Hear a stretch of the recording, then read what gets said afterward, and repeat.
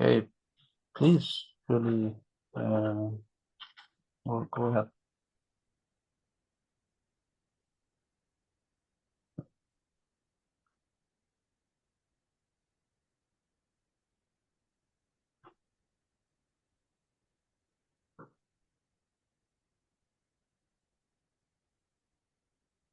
Okay, do you see my screen?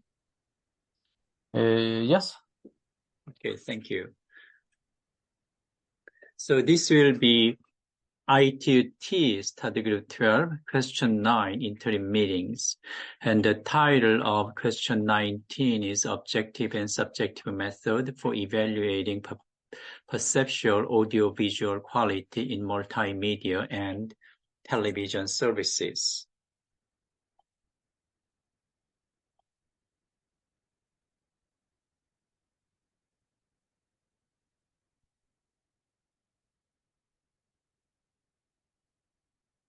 Initially, we plan to consider two work items, J.NOREF and the P.Object recognitions.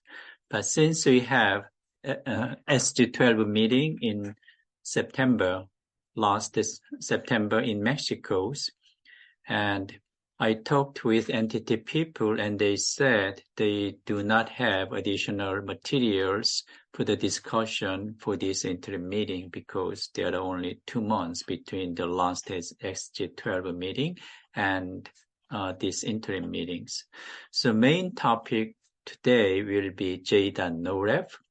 I understand that VQEG also have a known project, and also during the last meetings, VQEG members showed interest in the development of a no reference method. In fact, they said that they have models for no reference. So also ITUT and ITUR also in academic papers, there are many progress made for the no reference method. So we may have another good opportunity to produce recommendation for no reference method. So work item no reference. ITU and VQEG had made several attempts. I remember that at least we made 4 or 5 attempts to produce no recommendation for no reference method, but each time we failed. And J.NOREF, I remember that was created when we are developing multimedia video quality measurement method. So at the time, we were very close to agreeing on the no reference method, but unfortunately at the time, the proponent withdrew their proposal at the last moment. So after that, every VQEG project, also some other project in ITU, we made attempt, we tried to produce no reference method, but they failed. They failed to reach some target values. However, recently, some promising result based on the deep learning method has been reported.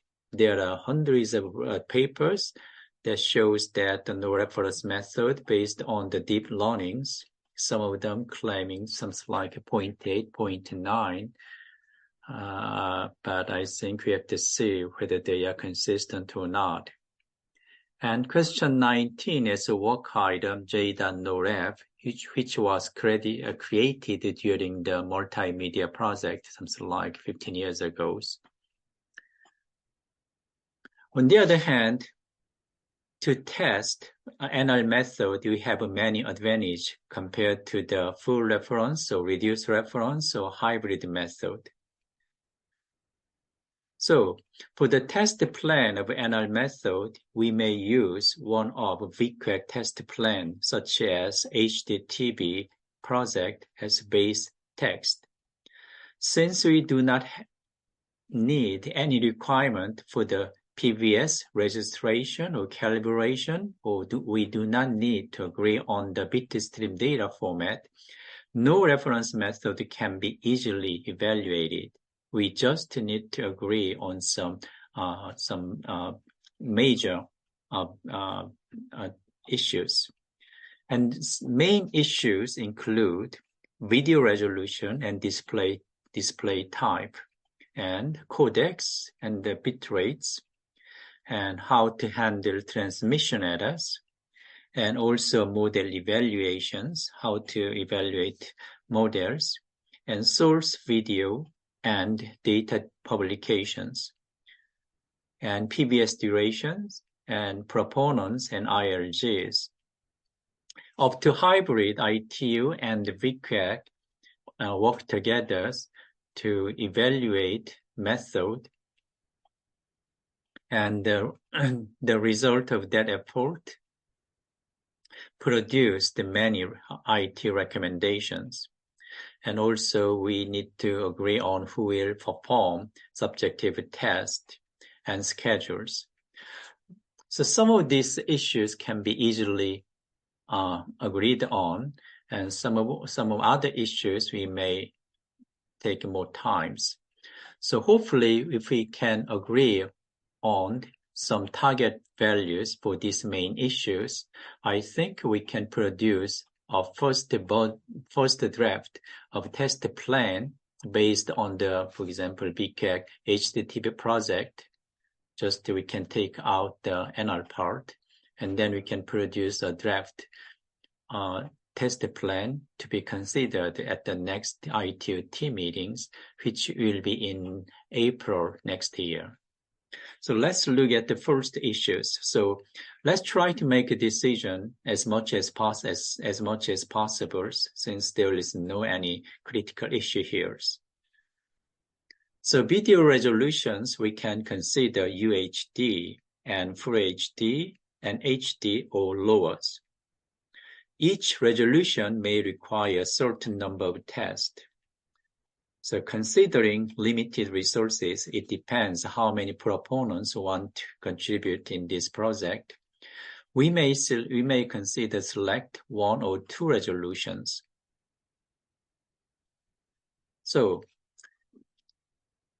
I like to open the floors. Do you have any comment on what is the initial target? Also, I think because it is possible that some proponent may use deep learning-based method. So that means that we may need separate models for each resolutions. So in this case, one model can handle everything. Well, you can make it a model like that. You have internal branches, but essentially it may be separate 3 methods for each resolutions. For example, we may want to go some other resolution, but if we when we try to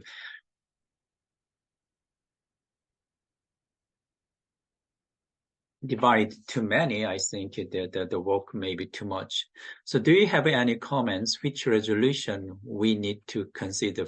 Do you have any priorities? These 3 resolutions, UHD and Full HD and the HD size. I think Giannis and Margaret have raised their hand. I think Giannis raised his hand first. Well, I cannot see their hand, so if someone raised the hand, please. Yes, thank you, Chulhili. This is Yannis Katsagounidis, and it's very important to see that there is activity going around no reference metrics. A couple of comments from me. I'm not sure, even though they're not, I didn't see Balu today, and I didn't see the full list of attendees. I think that at least based on my, let's say, last year experience, I think the UVQ metric, which falls exactly into the category you're talking about, introduced by YouTube, is a good candidate that I'm sure will be considered along other candidates, of course. But because you also mentioned deep learning. In terms of resolutions, at least if we don't talk about some use case, it's very hard to find a resolution that is going to be used, I think, for everything. So let's talk about what I like to say, social media videos. I would say today's sort of mainstream resolution is 1920 by 1080. Actually, it is the opposite, right? 1080 by 1920, because most videos are vertical nowadays when it comes to social videos. And that would be my starting point, or say my wish.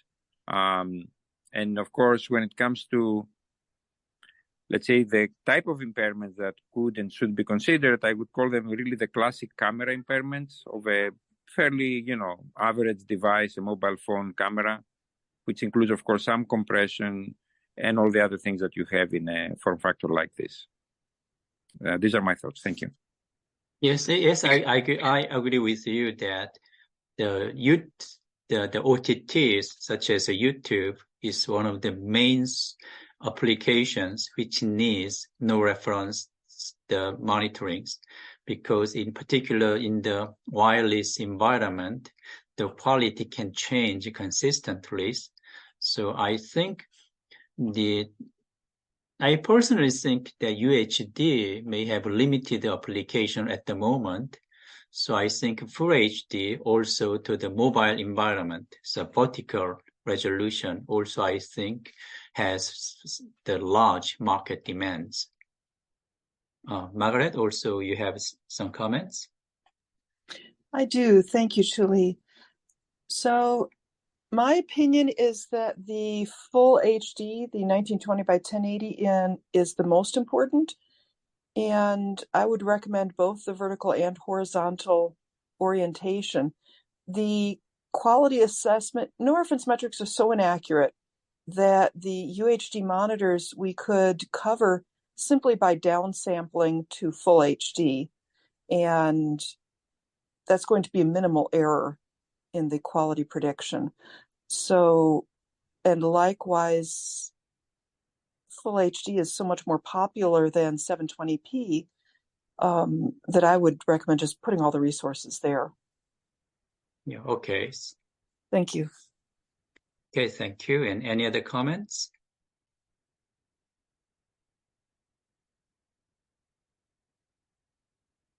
Yeah, one more comment from me, or question, if you like to call it. I mean, I know that deep learning, and as I've said, just to be clear, the UVQ I mentioned is a metric that has already been developed and presented by Google, YouTube, here at VQEG as well, but in other places as well. So it is, let's say, a reality, maybe not really, it's not a standard for sure, but has shown, I can say, for the social video user-generated content, some good promise. Now, because it's deep learning based, there is this huge question: how do you standardize a model with, say, 1 million parameters, right? So I would say an essential part of any standard, I think, moving forward, that is likely, or at least has a good chance of being, neural network based, there needs to be a common format. So I would say part of the requirements is to have a well-established format to represent a proposal that is deep learning based, and also the quantization of the parameters in a certain integer type rather than floating type should be addressed from the get-go, right? It shouldn't be done as an afterthought, after proponents propose, say, a floating point module in their own format. I strongly suggest to put from the onset the requirement to have fixed point and also a standardized container for these neural network models. These are my thoughts. Thank you. But deep learning, or AI, artificial intelligence, also very hot topic in ITU. They propose the use in various applications. As you mentioned, deep learning is just a structure and parameters weights. So there is a lot of discussions on how to maintain them. Also, after several years, we may have better ones. So all that kind of issue is new even in ITU, because that this deep learning method has been applied in many applications. So I think that we definitely need to into considerations, but I think placing some requirement at the moment may not be proper, because we are not require proponent to use deep learning method. They can use any method. We cannot just simply say that if you use deep learning method, you have to use this, you have to meet this requirement. We may consider it at the later stage, but I think at the moment, we just make any method you can bring to the tables and we'll evaluate. So I think also, I understand that there are several methods and there are several equipment that use no reference method without any IT recommendations. But I think if we have some no reference method, I think this is a good opportunity that you have ITU approvals for the method, because we are going to evaluate them independently. So if the independent evaluation comes out good, I think that will definitely progress the technology of no reference method.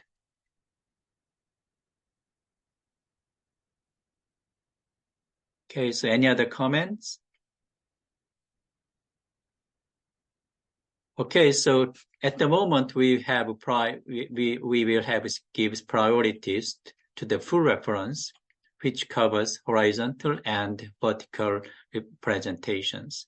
And then I think we can also easily determine the display type. So display you can use regular TV, the big TV monitors or PC monitors or mobile displays.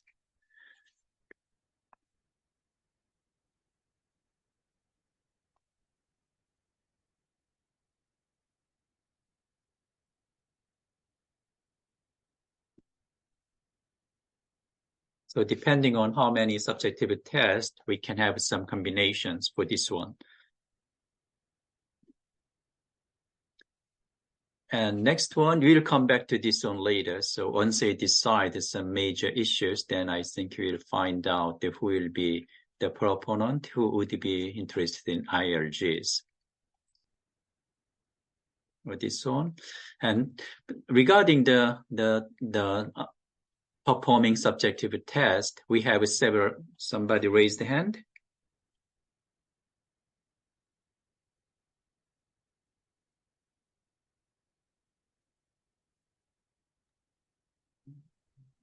No, I don't think so.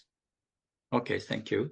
So performing subjective test, I think we can think of two options. First one is that after model submission, proponent can perform test design, generate test data, and conduct a subjective test. This approach was taken during the last PNet project. Another option, which we did during the hybrid project, is that after model submissions, ILG perform test design. They select a codec bitrate source, and then proponent generate test data and conduct a subjective test.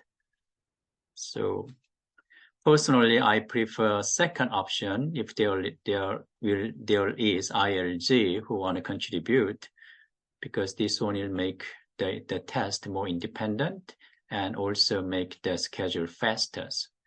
Do you have any comment on this one? Julie, I also prefer the second option, but pragmatically, I don't think as many labs will be willing to support this sort of validation test based on discussions we had more than 10 years ago. I think it would be pragmatic to allow both, but assume that we mainly need to rely on option number one. Okay. Okay, so we'll come back to this one later, depending on how many ILG or possible proponents for this project. Yes, and I see Shell has a comment too. Shell? Yeah, I mean, I think, I mean, it depends on I think that would be possible to get ILG together, although it will depend on also the economic conditions for the ILG to participate. But there are still several labs in VQEG having the possibility to do testing, and maybe not being proponents. So, but we can come back to that question. Okay, so we just consider this one. We'll leave this option open, so we'll take a look at them, and then we can decide this one later. And the next one is the release of subjective data, objective data, and official data analysis, and hope possibly the PBS. We may think of three options. Option one, we can publish them so anybody can use it. In fact, we can place them in the public domains. I personally, I'm happy with these options. But on the other hand, with this one, even though proponent and ILG willing to do that, then in that case, we have some limitation for the source, because some source may not be placed at the public domains. So although this one may be best for the scientific communities, we have to take into consideration some practical limit. Second option would be proponent and ILG can use them. So I think that this one also can give some incentive for ILG so they can use this data set for future research. And the third option is just assuming the proponent can use them, only proponent can use them. So this is the three options, but I think you just think about these possibilities. So once who will be the proponent in ILG, I think we can make a final decision on these issues. Any comments? Yes, Chuhi. I feel strongly that the subjective data, objective data, and official data analysis needs to be made public so that people can understand the accuracy of the Norreference metric. This is an area where, in particular, trust has been difficult, given, as you know, the poor performance of Norreference metrics in the past. The videos themselves, as you point out, that's a more difficult situation. I think we need to leave that to the owner of the data set. Thank you. Okay, thank you. I agree with you. I think that will be much better.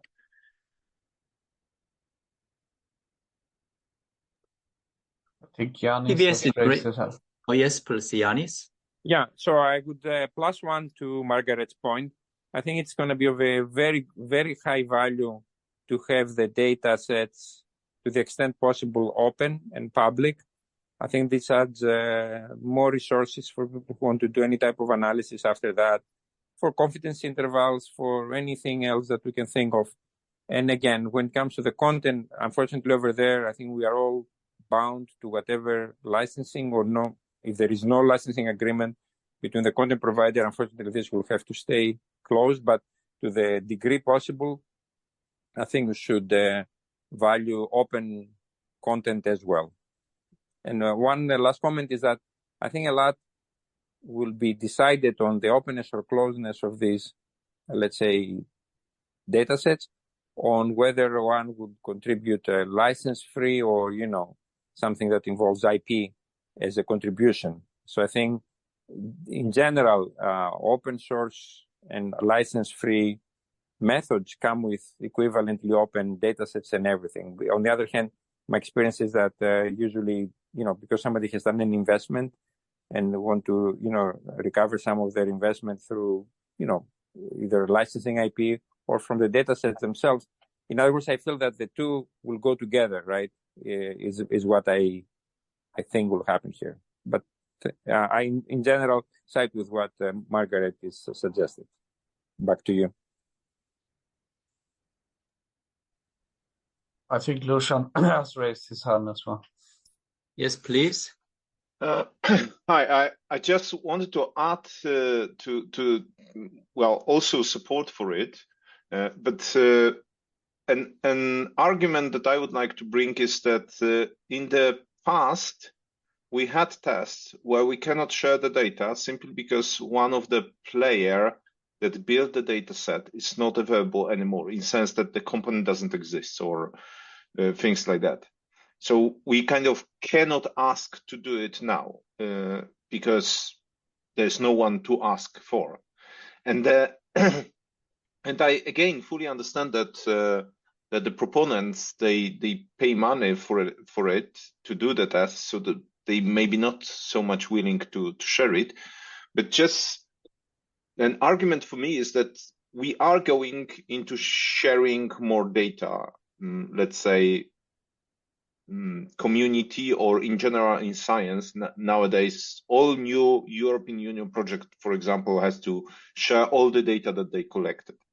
So there is a chance that this result in some time will be much less appreciated if the data are not shared.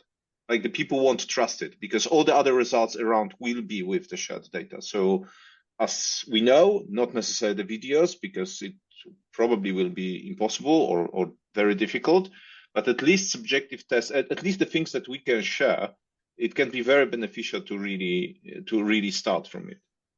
Thank you. Okay, thank you. Yeah, I also agree with you. So I think at the moment, let's say we strongly prefer option 1.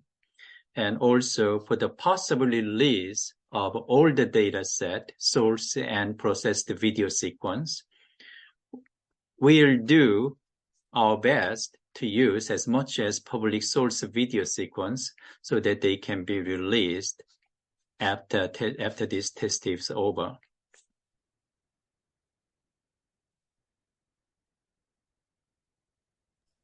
So And PVA. Sorry, I just like to add. I mean, in principle, this is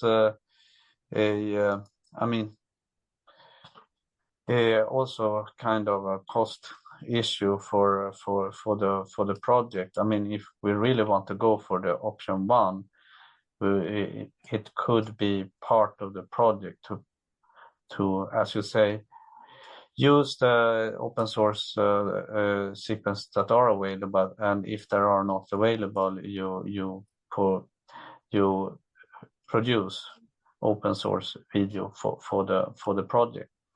Of course, that may come on a price, but that could be also part of the ILG commitment to do. But somewhere there will be a cost associated with this, but that's maybe not to consider. Yes, I think the securing the source sequence can be a very big issue. But on the other hand, if we exclude the UHD resolutions, I think we may have a better chance to collect source video for UHD resolutions. Also, there are some technical issues that use all these source sequence. Sometimes we have to sign NDAs, and this NDA give us a headache at the later stages. So I think we have to draft NDA as simple as possible. So as also, I think it should make it easier to share data set. At least the subjective data and objective data and official data. Subjective and objective data, if we have both of them, so you can always perform any data analysis. So I think at least I think we can agree on the release of this subjective and objective data, and possibly and hopefully at the least for the proponent and ILGs, we can share this source and PVS permanently. So for the later use for other project or other research analysis. So I think that's our wishes at the moment.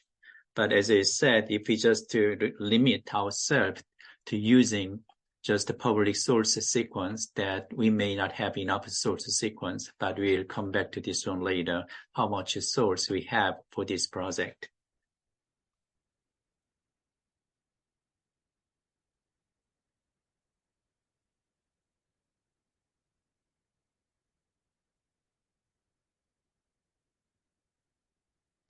Okay, PBS duration, we can think 8, 10, or 12. Personally, I like 8 or 10. Any other comments for this one? If I may, Julie, Yes, please. I prefer the shorter durations. If we don't have any interest in transmission errors, then I've been very happy with extremely short sequences and would like to seriously consider something like a 5-second scene duration. It would let us, 5? Yeah, even shorter. It would let us process a lot more videos, get a lot more data in a short period of time. I've had extremely good results with 4-second sequences, and 5 seconds, I would say, I've seen in a reasonable number of other studies. Okay, so we have a proposal.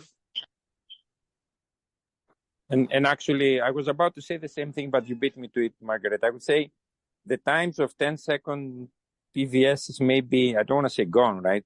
But still, I've also had very good experience with 5 seconds. There are multiple reasons why 5 seconds is a good unit. It is the modern cinematography preferred, or I would say most probable sub-duration.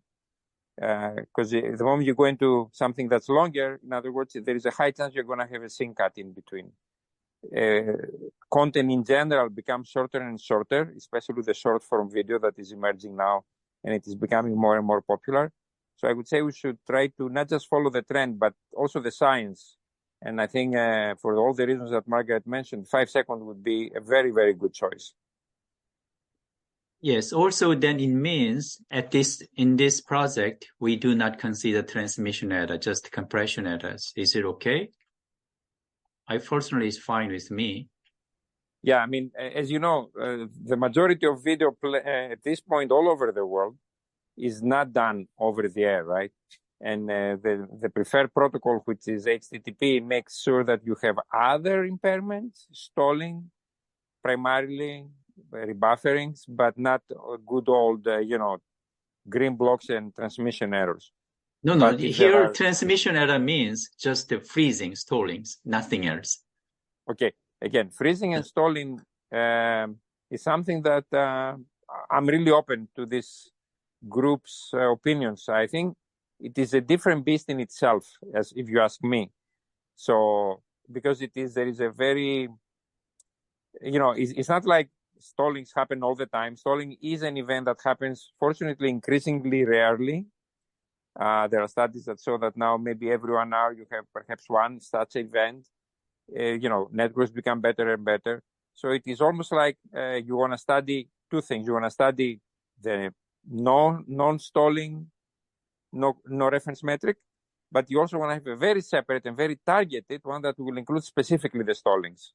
This would be my view here. And if we had to prioritize on one over the other, I would definitely vote for non-stalling events. Okay, I agree with you that since considering that we have failed several times in the last 15 years, I think it may be much better to narrow the test conditions as much as possible. So also if we decide to use 5 seconds, allowing stalling there may not be reasonable. So I would propose that then we go for 5 seconds without transmission errors. Anyone has some object or comments on this proposal? I think Ali has raised his hand for some time now. Yeah, I'm sorry, but I do not see the hand raised. No, so I try to help you here. Yes, please. Yes. No worries on my side. I was going to just basically comment with this same things that Margaret and Yanni said. 5 seconds is, I think, a pretty good duration if we don't care much about scene cuts, which I think is another topic by itself, basically. I would vote also for 5 seconds. I don't have anything more to bring to discussion. That everything I wanted to say already has been said, so I'll leave it here. Okay, thank you. So anyone objecting 5 seconds without the transmission error? Yes. Chilhi, this Please. is not an objection, but I would like to just add that I don't think no reference metrics are a good choice for detecting causes and the sort of Yes. experiments that Yanni said are really of interest today. And I would like to say that's another reason to exclude them. Oh, Thank okay, you. that's a good point. That's very good point. Thank you. Okay, so can you agree that we'll use 5 seconds without transmissions? Margaret, but does it mean that you think that the transmission errors shouldn't be like a part of this study at all?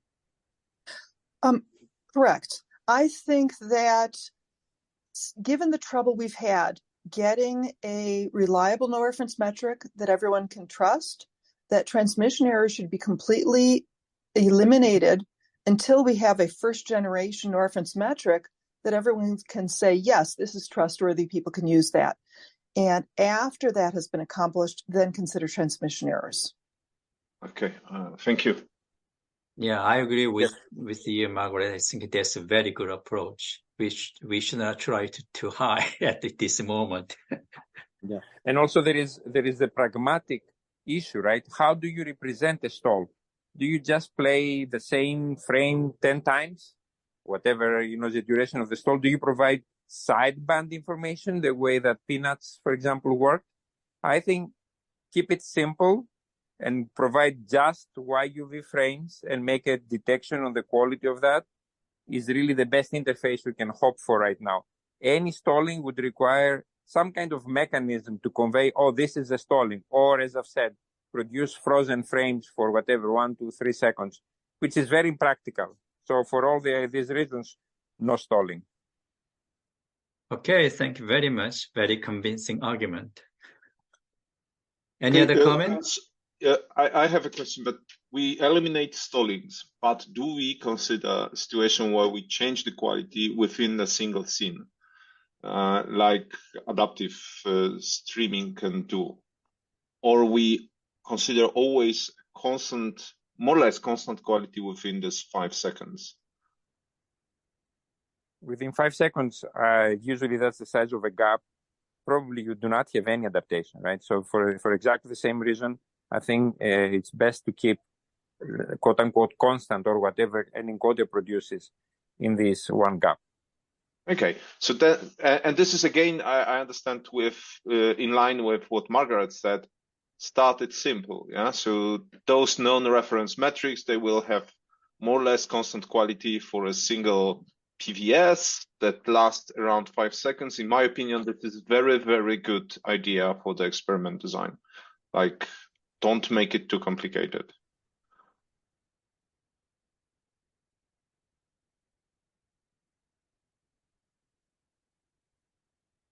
So we do not enforce constant quality because the coding may do some kind of its own tricks, but we do not want some kind of some internal, during these 5 seconds, internal coding resolution change, something like that. So the quality may vary somehow, but we do not make some kind of artificial quality change, assuming that some bandwidth is suddenly reduced during this 5 seconds. So suddenly the quality changes significantly. I think we understand that kind of variation is not considered at this moment. Yeah. So as I would call it, Julie, we do not introduce it as an impairment, right? As you say, deliberately. If it comes from a camera or from a codec, it's fine, but we don't deliberately make changes as a result of bandwidth or anything else. It's not an impairment that we want to include. Okay, we understand. Okay, so we will use 5 seconds without transmission errors. and codecs. So this is no reference method. We can use any commercial codecs. So the codec I can think of was H.264, 265, BP9, AB1s. Any other codecs do you have in mind? As long as I think it's commercialized and widely used, I think we can adapt to them. Yeah, I would say this is a very good list. And but I believe that after all the significant work that MPEG put over the last now almost 4 years, VVC deserves a place in a forward-looking standard. So on top of the 4, let's say, very practical and existing and massively deployed codecs that you put there, I would probably add VVC. It's a BBC? Yeah, H.266, right? Oh, okay. Is correct?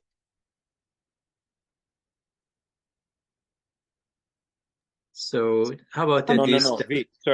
V like Victor, Okay. C, VVC. VVC. Oh, okay. Two okay, Yes, okay. yes. Okay, so this bit rate is reasonable for the full reference, the full HD.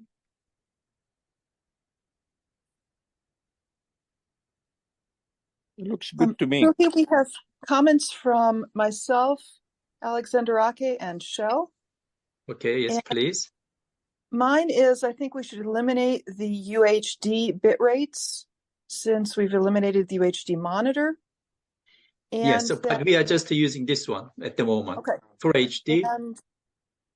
And the other comment is I would like to add camera capture artifacts to the list of allowed impairments. Those are extremely impactful on no reference metrics, very likely to be encountered. And I think the trustworthiness of the resulting metric would be low unless we explicitly include camera impairments. Yes, +1, of course. And when you say camera impairments, I would include what is not sometimes attributed to the camera. It's really the combination of lighting conditions, weather. Let's say live capture, right? A live capture means a camera and whatever is around in the environment should be included as a prerequisite for all the PVSs. Yes, including things like the camera, whoever is operating the camera doesn't do a good job of, say, panning smoothly. So a large variety of camera impairments. And then I see Alex and Shell. Yeah, sorry, my comment was actually still on the previous slide. We can go back to that once comments on this slide are due. Can you hear me well? Yes, we can hear you. Yeah, so my comment was primarily about this PVS duration. I was wondering, do we include scene cuts? Maybe that has been mentioned, but I came in a bit late and pretty much when this slide was shown. So maybe you had that mentioned, but I find it interesting, right? Because we will have to select sources. Maybe there is a slide dedicated to SRCs, but if that's not the case, if that's the slide that addresses SRCs, I would prefer that there are no bigger scene cuts in those 5 seconds. So can you just simply say it? Yeah, so Alex, I think because you missed it, the way I understand it, unanimously said that the two go together. 5 seconds means no sync cuts. So I thought it was included. So we may want to spell it out. Sorry, perfect. Thank you very much, Jonas, for clarification. Sorry to ask this question if it's already handled.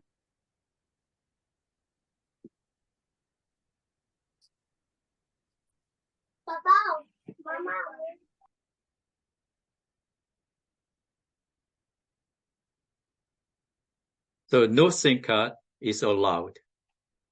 Agree?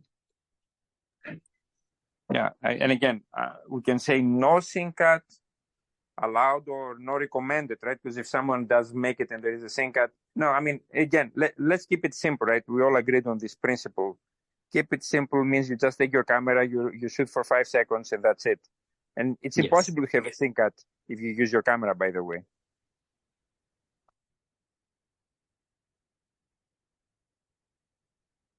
Okay, so this bitrate, maximum 30 megabps is okay. Yeah, I had a comment on that. Maybe that's the point. The 30 megabits per second would more or less be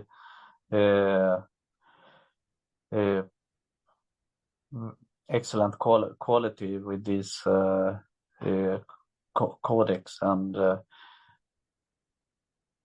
but maybe that's the point. There would more or less be no possibility to see the difference between that and let's say a more or less uncompressed video. But Shell, there would always be the capture artifacts that we talked about with Margaret, right? If you give me the best camera in the world, but if I start shaking it, nobody will give it a 5 in a subjective test, right? Because there's going to be these other. Right. No, I was just thinking about if you have a let's say good quality source video, and then you encode it with H.264 30 megabits per second. They will be the 30 megabits per second will be very hard to distinguish from the the source video. So so maybe, but I mean, if you would like to have the 30 megabits per second to have nothing else and just the camera impairment, then maybe we should have the 30 megabits per second there to allow for, let's say, a pure camera impairment and no mixture with the coding impairment. Yes, well, exactly. Yes, I think this range, I think you can just make it as general as possible. This is just range. And when we test the design, we will do our best so that the quality distribution will be as uniform as possible. So this is just the minimum and maximum. I think this minimum is more important than the maximums. So we should make sure that at 1 megabps, we should do quality whose Morse score would be close to 1. Otherwise, that the quality distribution may not be even because we do not allow transmission errors. So we have to make sure that we have a good number of PBS should have lowest qualities. So this 1 megabps is enough for the full HD, or should we go for something like 0.5 It's maybe not enough. It's maybe not enough for VVC and AV1, if you ask me. The modern codecs have proven to provide very good results. Let's say VMAF 70 or 80, even at sub 1 megabps. So especially for low complexity content, we may wanna give 500 kbps, especially if the limit is the same for all codecs.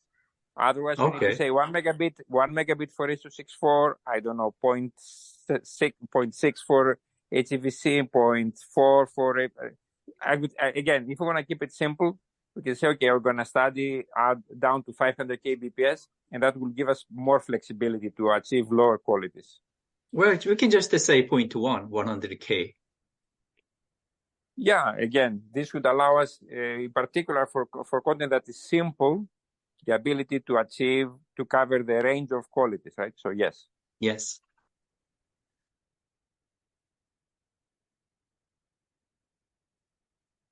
So this one, we agreed there are no transmission errors. So that's good. And subjective testing method, I think as we did in the past project, I think you can use the ACR with the hidden reference. Any comments? Perfect. Yeah. This is Margaret. I object to the hidden reference for a no reference metric. The hidden reference will get rid of problems from the camera that we want the no reference metric to detect. So I would recommend instead ACR with no hidden reference. And also there's several people who have left their hands up. So if you've already commented, please lower your hands. Thank you. Then I see Yanis, Ali, and Lucian. Yeah, I do have a comment, quick comment. Before we move on to methodology, maybe it's also good to discuss the bit depth. If I don't think we did,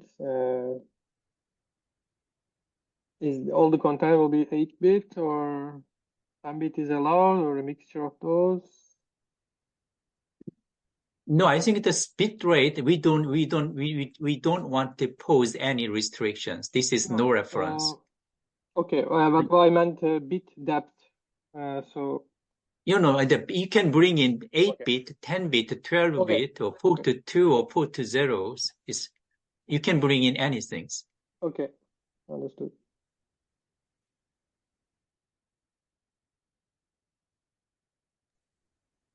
Lucian, and then Shell and Yanis. Okay, so my comment is about ACR. I strongly recommend that as this is non-reference, the subjects shouldn't see the same source at all.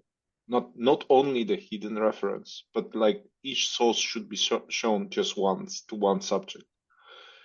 Well, we work on it with Margaret, what we can do, like shooting similar scenes, but really we shouldn't show really identical sources a couple of times, because it is probable that people start, like we know from tests, that people start to look for specific distortions in specific places, which basically means they compare like sequences between each other. It means they are not doing this non-reference as subjects, and then automatically the metric itself also has a problem. So in my opinion, it would be best not to repeat the same source. Yes, I think that's a very good point. But on the other hand, if we impose that requirement, I think with 5 seconds, one viewers can evaluate something like 200.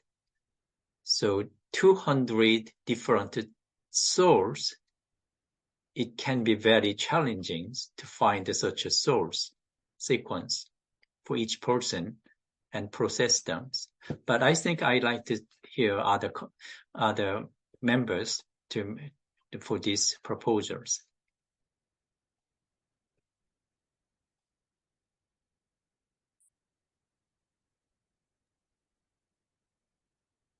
Okay, I just had another comment that maybe needs to be kind of added to the requirements for the video is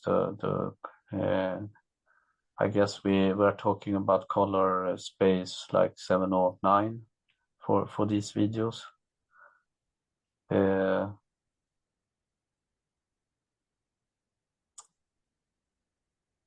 And then maybe on the note of Lucian, I would say probably one needs to be a bit pragmatic for doing this type of test, but maybe one could limit the number of repeated source for a viewer and see if we can spread them out. So maybe you see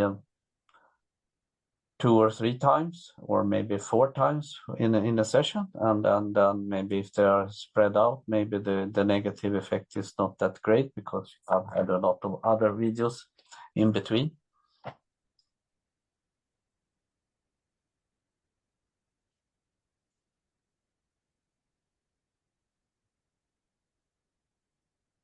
So preferably, I think that I agree with Rishan that if it is possible, that we can show each viewers just one source only one times, but that will make the test design can be very difficult, and finding source for all these tests also can be very challenging.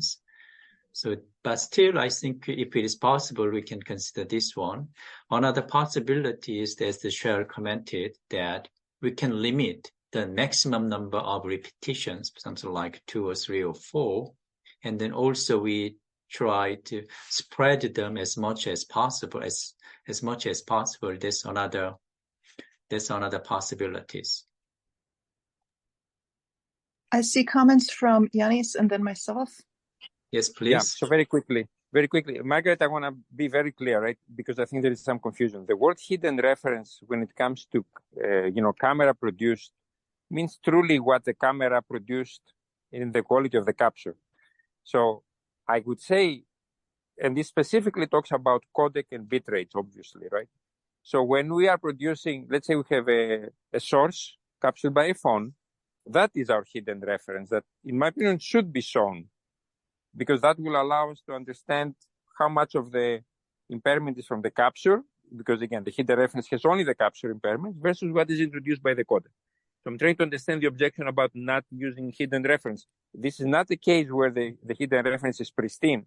And yes, we do have a no reference problem, but this will allow us to address the different impairments at the same time. So, and now back to the point, I agree fundamental with Cell's pragmatic approach. Yes, I would like to show every source just once, Lucian, but we understand the big logistical problems behind it. So to say that we're going to minimize the number of showings of the same source is a good practice.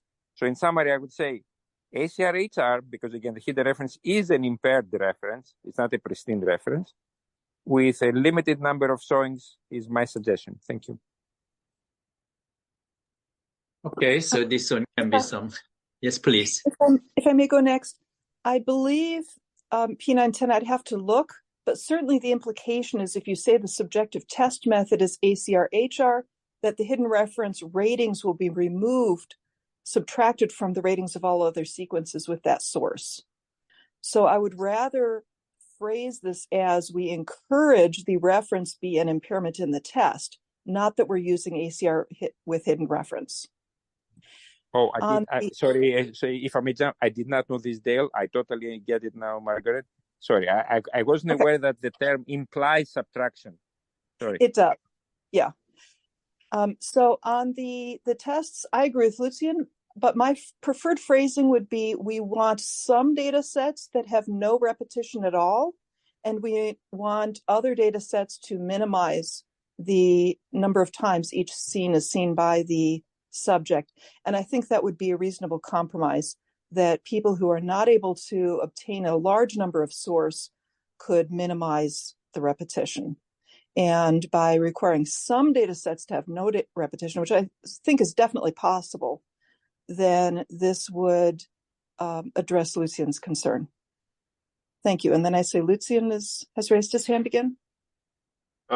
Yes, because if we want to show the source in order to make the analysis as Yanni described it, then saying we would like to limit number of sources and let's say repeat it just 4 times each, it means that 1/4 of our experiment are sources and do not have any bitrate distortions, and then it can be problematic. So we have like those 2 things to consider. Yeah. So if we want to limit the number a specific source was repeated on one hand side, and on another hand side, always show the source in order to compare how source quality was seen by subjects, comparing to the moment we compressed it, then we kind of we get to kind of problematic design where we lose a lot of sequences just to show sources, which should be considered, yeah, like going probably into one or another direction, or maybe, as Margaret mentioned, since this is more than one experiment designed, so maybe different experiments could have a different design.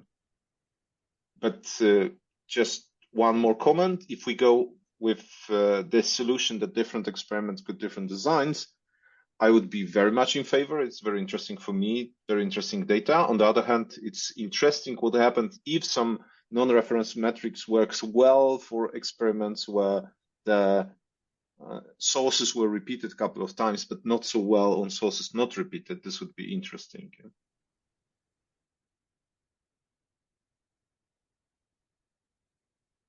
Thank you. And any other comments?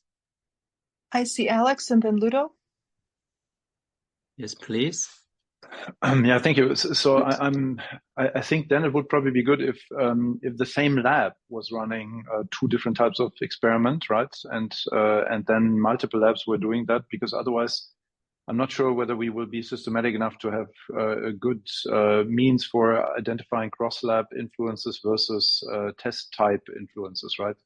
Depends, of course, on how many tests will be run in this way. In previous work in Q14, we had actually good experience with reusing SRCs, but not too many times, right? So we limited it to, I need to look it up. I tried to, but I think it's in the papers, to a few times, 4 or 5 times, right? To avoid explicitly this effect that was previously mentioned, right? Maybe something like this can be done here too.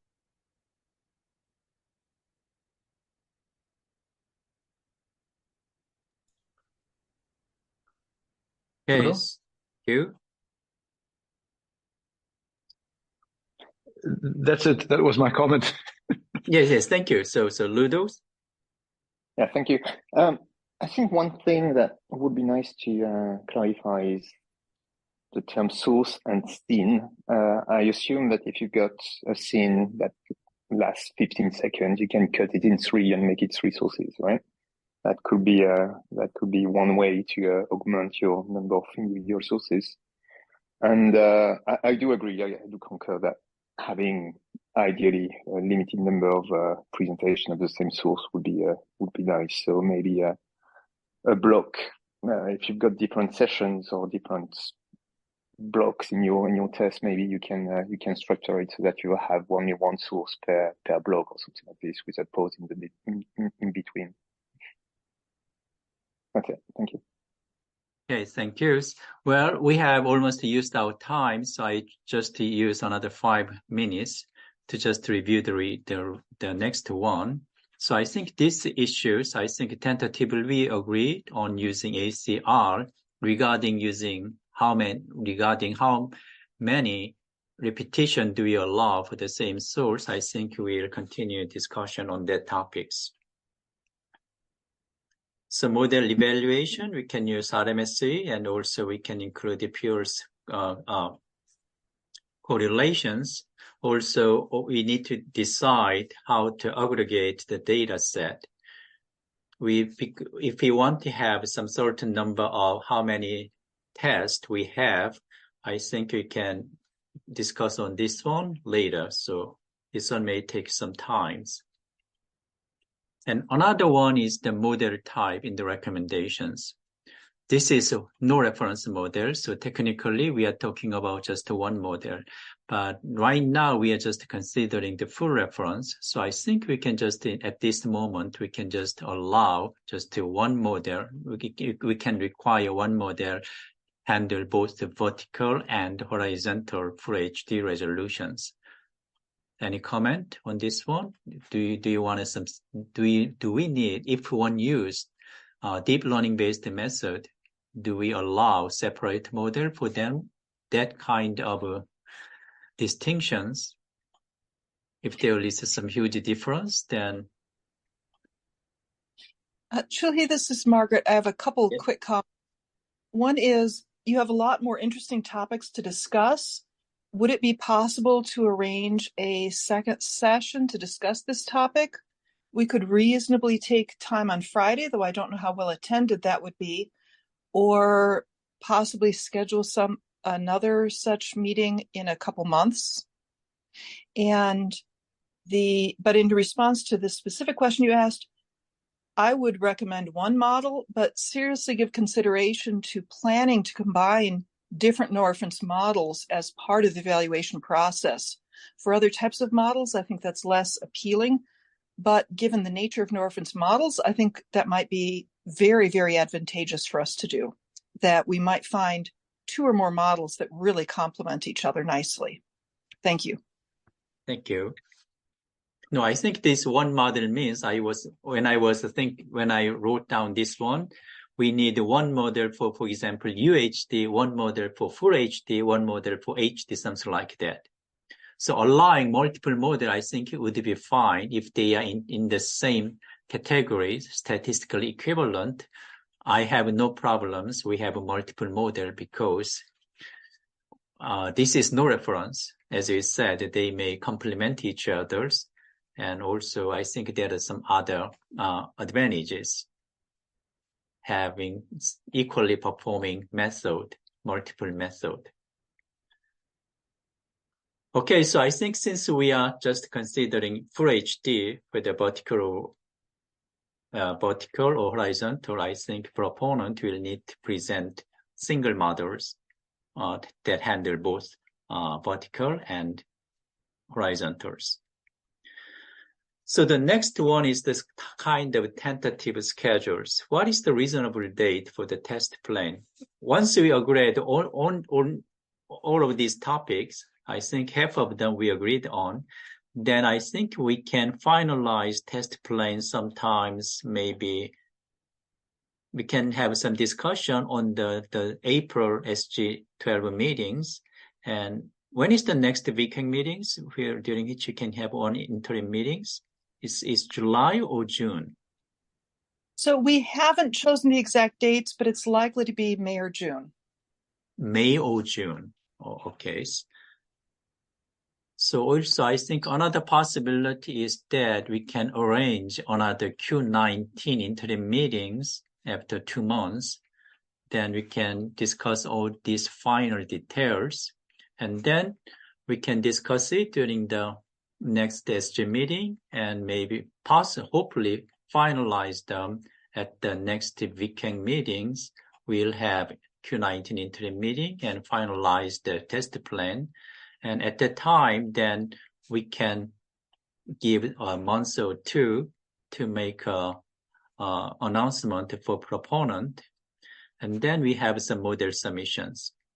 So assuming that this one is the June, let's say June. So model submission would be 6 months. Would it be reasonable? Yeah, that does sound reasonable.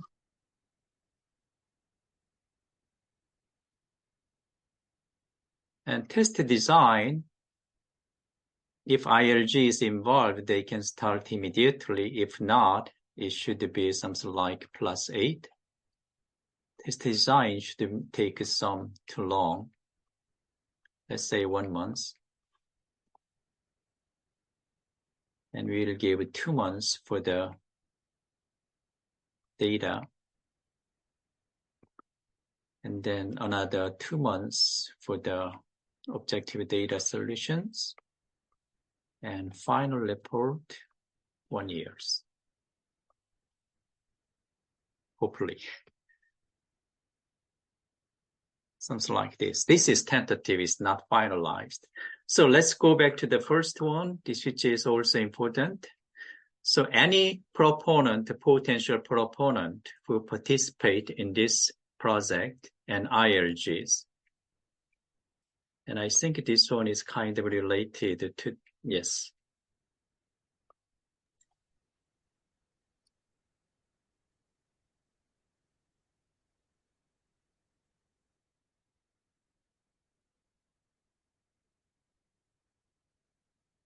So, any potential proponents like to show interest at this moment? You can always do after we finalize it, but I think on understanding rough number of possible proponents, then we can set the scope, the how many subjective tests we can perform, so that it allow how to design the test plans. Chulhi, I'm definitely interested in potentially being a proponent. Oh, proponent, okay. Yes. And there's at least one subject that we didn't touch on. I'd like to add to your list of things to discuss, and that's source content. And in particular, I'd like to raise the issue of some tests being still video, which is to say images. Oh, okay. I think that there would be some advantages for getting more tests, and in particular, focusing on camera impairments using still images instead of video to simplify the testing process. Thank you. Okay, so I remember, I think it was Glenn, I guess. He also said that after last meetings, he said that he also have some model to propose. So I think, I agree. let's say, yeah, tentatively, I think I just, one VQEG member,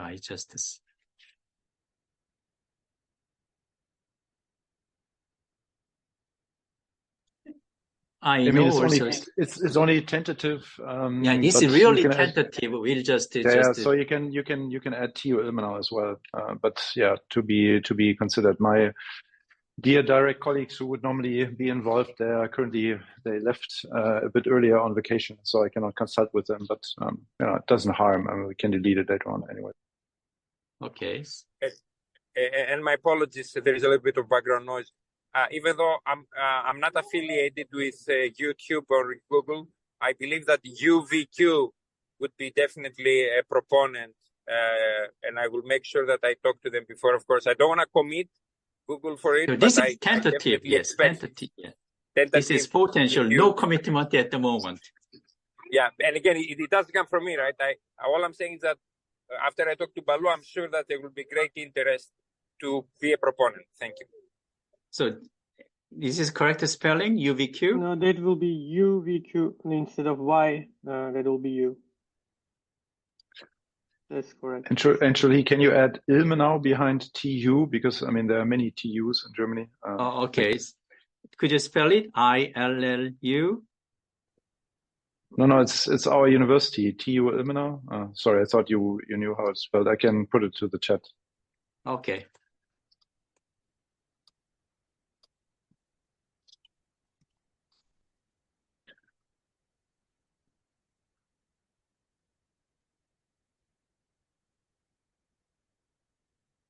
Anyone interested in ILG?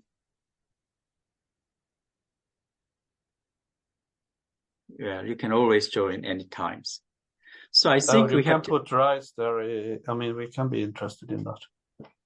Wait, HH probably two. I'm not 100% sure what would RISE, be the RISE. Oh, IS, yeah, doctor. and AGH. Thank you.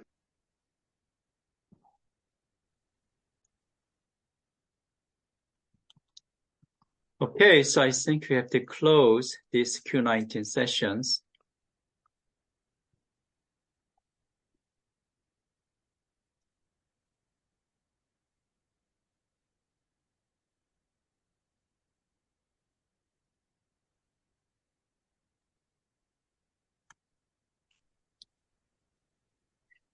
Thank you, Okay, Chuli, for the interesting discussion. Please coordinate with me and Shell, and let's try to set up another interim meeting as you propose, as we talked about. Okay, thank you. So I'll just make some edit here, and I'll send it to Margaret so you can publish them on the VQEG site. Thank you.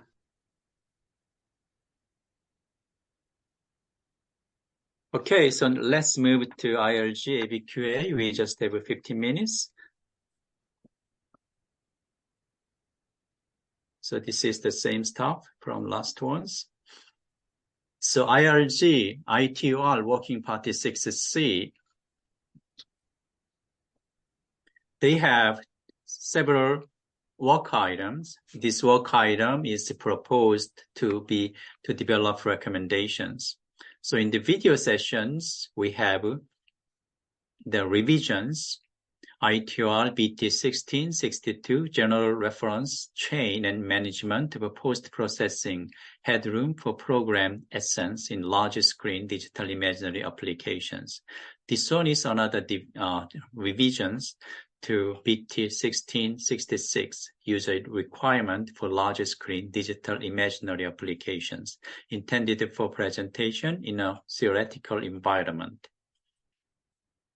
And ITR study group 6 has been very active in HDR. In fact, they are awarded the Emmy Award for these efforts. So they have several revisions, draft revisions, right? BT 2100, which is a very important recommendation for HDR, image parameter values for high dynamic range television for use in production and international program exchange. And we have new recommendations, draft new recommendation. This WD means a working document towards. So requirement MIL, requirement for application for image level meters. And another new recommendation, MONS, reference viewing condition for HDR and SDR monitoring in close proximities within a single master broadcasting production environment. And another revision of a report, BT 2408, Guidance on Operational Practices in HDR and Television Productions. So this one is the current work item, ITR Working Party 6C, which handles quality issues. So this is one of the contributions. Well, in fact, we made these contributions. So using the deep learning based method, we have some good result. Sometimes the performance is not so good, but hopefully that we can deal with these low quality issues. And another big issues for ITR study group 6 is we produced a vision for future broadcastings. There are two reports. First one is the framework for future broadcast productions. You can download this report. This one is BS 2524. It was approved this year, September 23rd. So you can see that this table of contents. And another one is the BT 2522, a framework for future broadcastings. So in this report, we have some future broadcasting envisions. The first one is the future user experience. As you see here, this one includes also perceptuals and immersive experiences. And future media production include cloud productions, and we heavily use more network production technologies. And the future broadcast deliveries, traditionally broadcasting means terrestrial or satellite deliveries, but now the OTT contents now dominate the market. Also, this new future broadcasting will encompass these new delivery systems, which include network and cables. So in the future broadcasting technologies, they will consider satellite, terrestrials, cable, and networks. So this is this work has been required several years, and we finalized this report. So this is the summary of ITR Working Party 6C. And if you are interested, you can download these two reports from the ITR site. They are free. You don't need any account there. So this side, Alex, would you like to lead this part?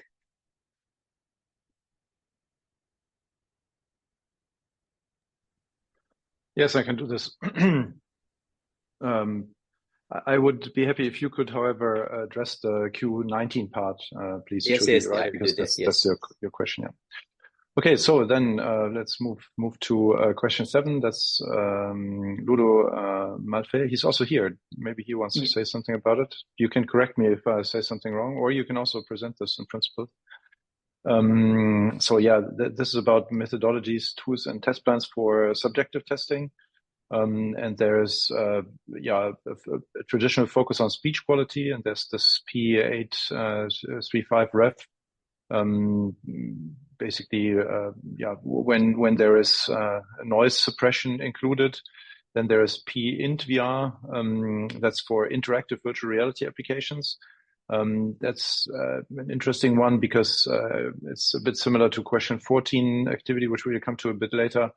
There is, of course, no super standardized technology, right? And that's actually quite interesting also with regard to the IMG group.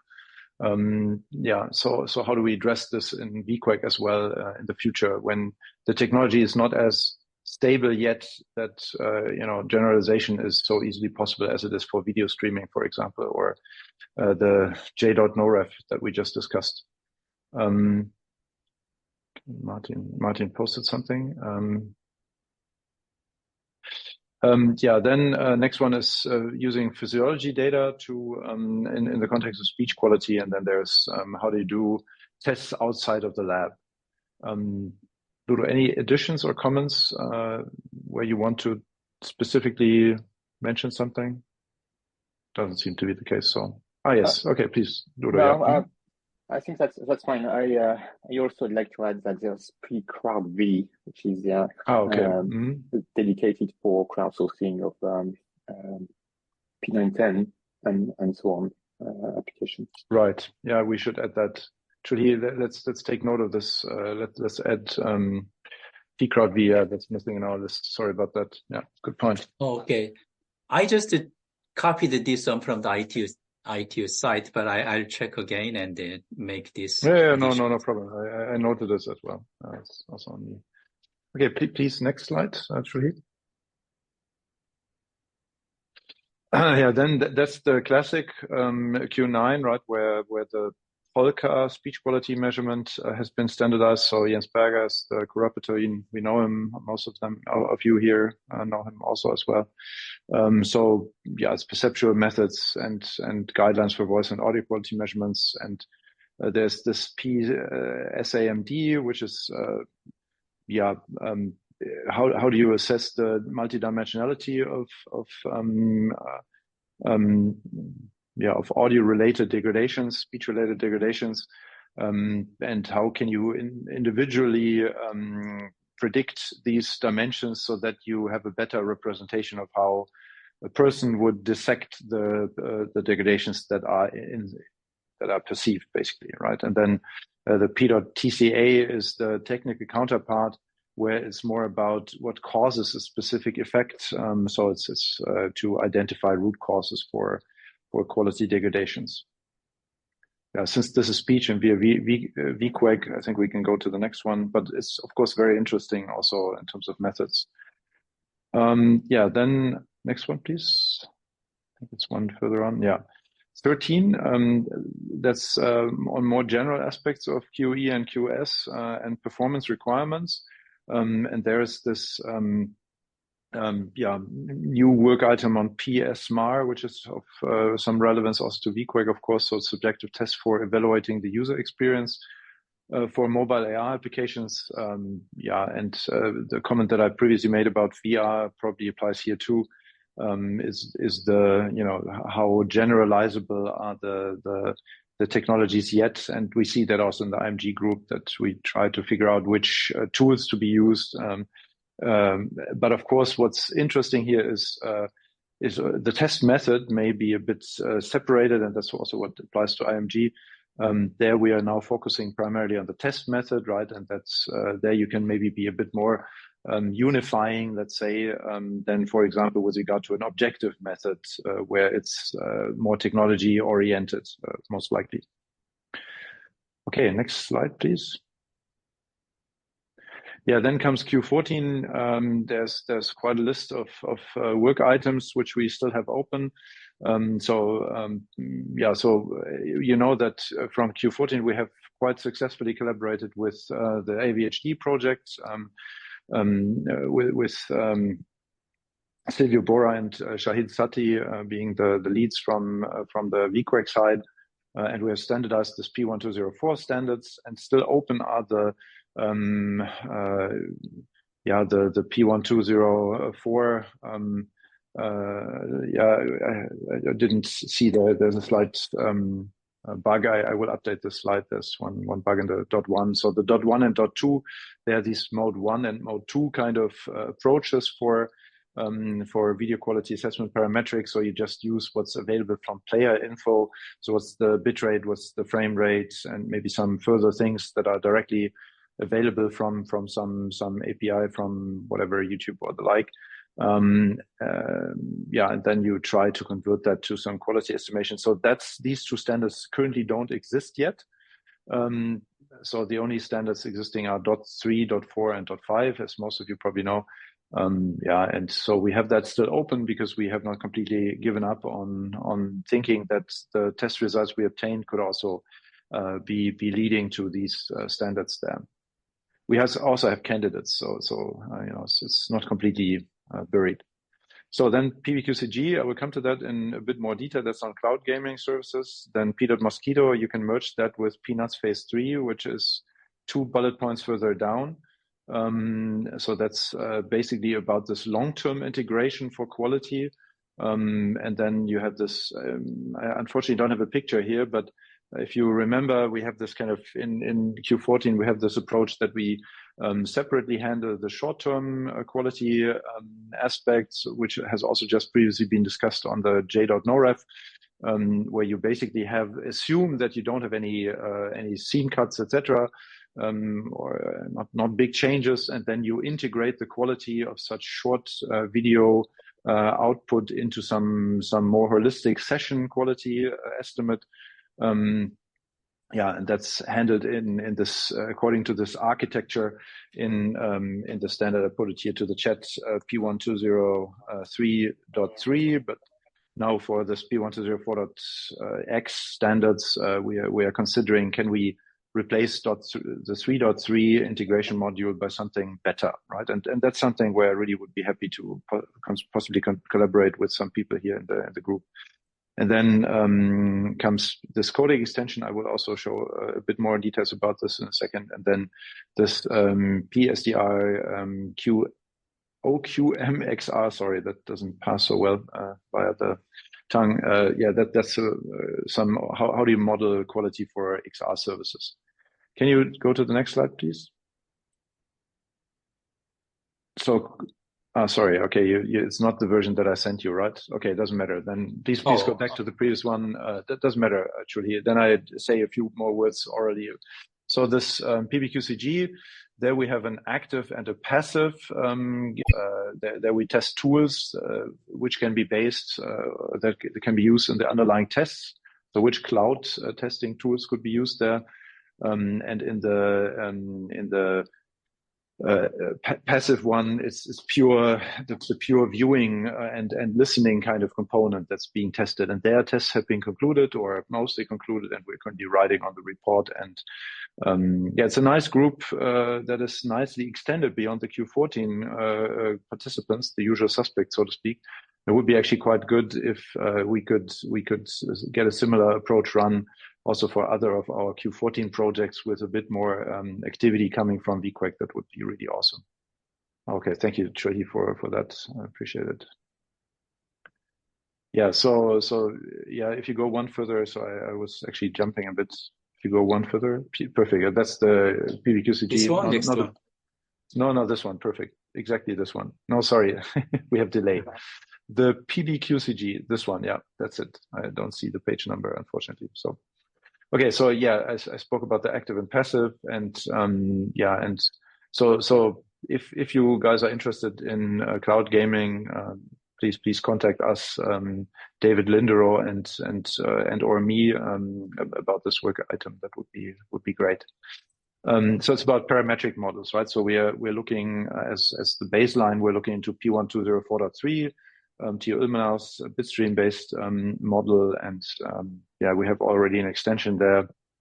And of course, how does that actually interact with more interactive gaming related aspects? Now, please move back to slide 17. Now, see. Okay, then P1204.x, that's this codec extension. So the two standards 4.4 and 4.5 have been extended to AV1. You can see that in the corresponding recommendations. For Q4.3, this is ongoing. It's a bit different there because we need to extract the information from a video parser, and that's still ongoing for AV1. whereas the other two, they're working on other type of information, which is more in the pixel domain. And so we are currently still working on this parser extractor, which extracts the underlying information 4.3. But the plan is to finalize also this extension to AV1 in Q1 2024. There are further extensions desirable, e.g. VVC. We have actually had exchanges with Matthias Wien about this also, but we have not fully pursued this further, so that there's some work to be considered. And then there are the new work items that we would like to establish, and I would be very glad to know if some people here are interested in extending such models also for reference models more in the direction of HDR and 8K. I know that, of course, some models in this direction exist, but it would be actually quite nice to settle some standards. Also, some work which is not mentioned here is this more dedicated kind of comparison of VMAF with P120 4.4, because the 4.4 model is actually a reduced reference model, which works like a no reference model. And in previous characterizations, it was found to be extraordinarily good. And I would be very interested in seeing how it actually currently compares to the latest VMAF editions, so to speak, right? Unfortunately, there's no open source version of this available, which limits obviously the application. Then phase 3 is what I already mentioned, is this integration module. And there too, I would be very happy if there was interest from VQEG to get a model out that is kind of maybe a collaboration between the AVHD group and Q14, right? And initially we were working on this P Mosquito that was with especially the activity from Pierre Lebreton in NTT Japan. They had been working on how can you predict whether someone would be quitting the service when some longer stallings occur or the like.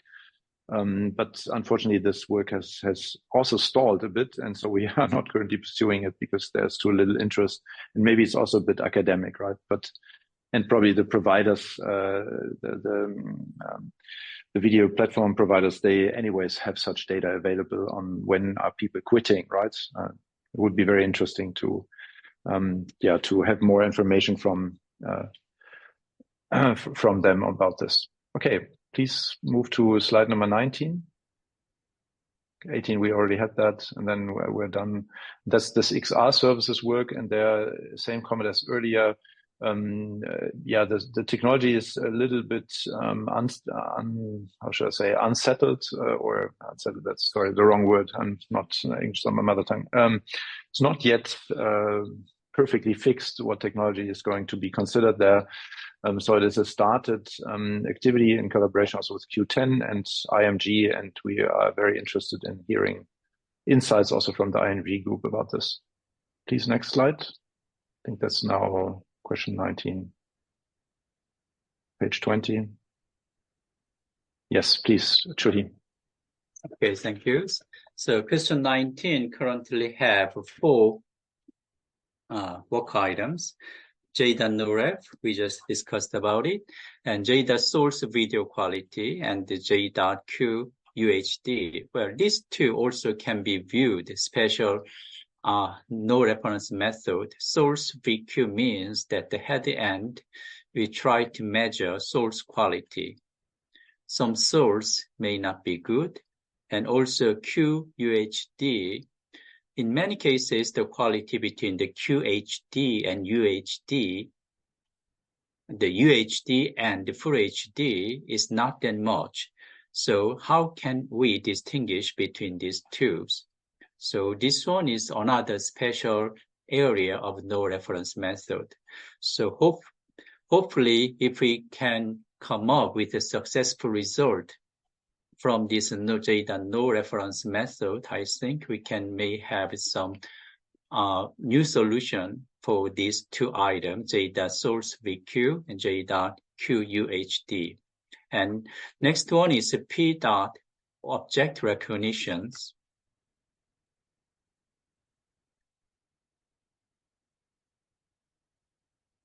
So this one was proposed by NTT, And it is a estimation technique of object recognition rate in the surveillance of a video of autonomous drivings. So this one was discussed last 2 SG12 meeting. Also, I think we discussed about this one during the last interim meeting during VQEG. So we expect more contribution for this work item at the next study group meeting, possibly at the next interim meetings in June. Okay, so next one is the schedule for the 2024 ITUR study group 6, in fact, working party 6C currently have 2 meetings. First one is March 4th to 8th, and the second one is November 4th to 8th. And both of these meetings will be held in Geneva. IUTT has just 1 meeting in April. The next meeting will be tentatively 2025 in January. So all these 3 meetings will be held in Geneva. Okay, so that's it. And any other comment for this? Comments or questions for this IRG AVQA?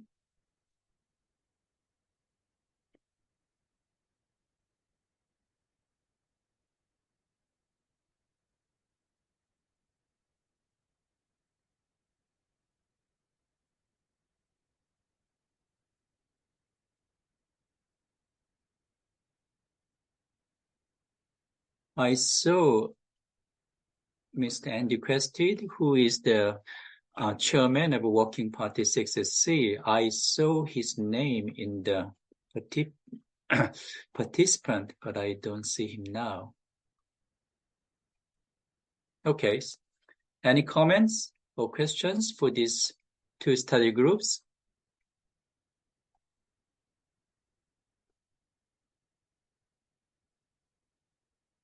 Okay, so I think this will conclude this IRG AVQA meetings. Thank you very much, Michelle and Margaret. So,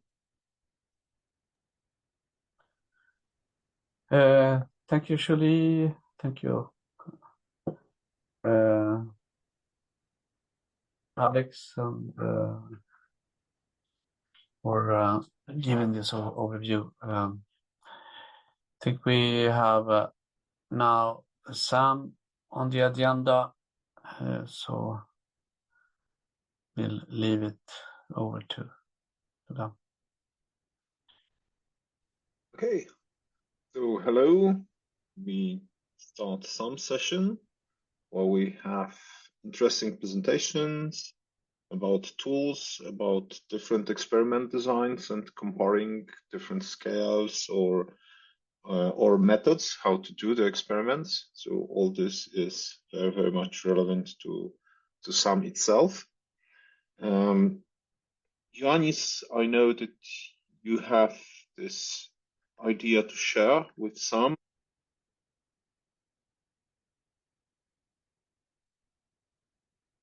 Or later. Somehow your audio got disconnected for me for a few seconds. Do you mind repeating?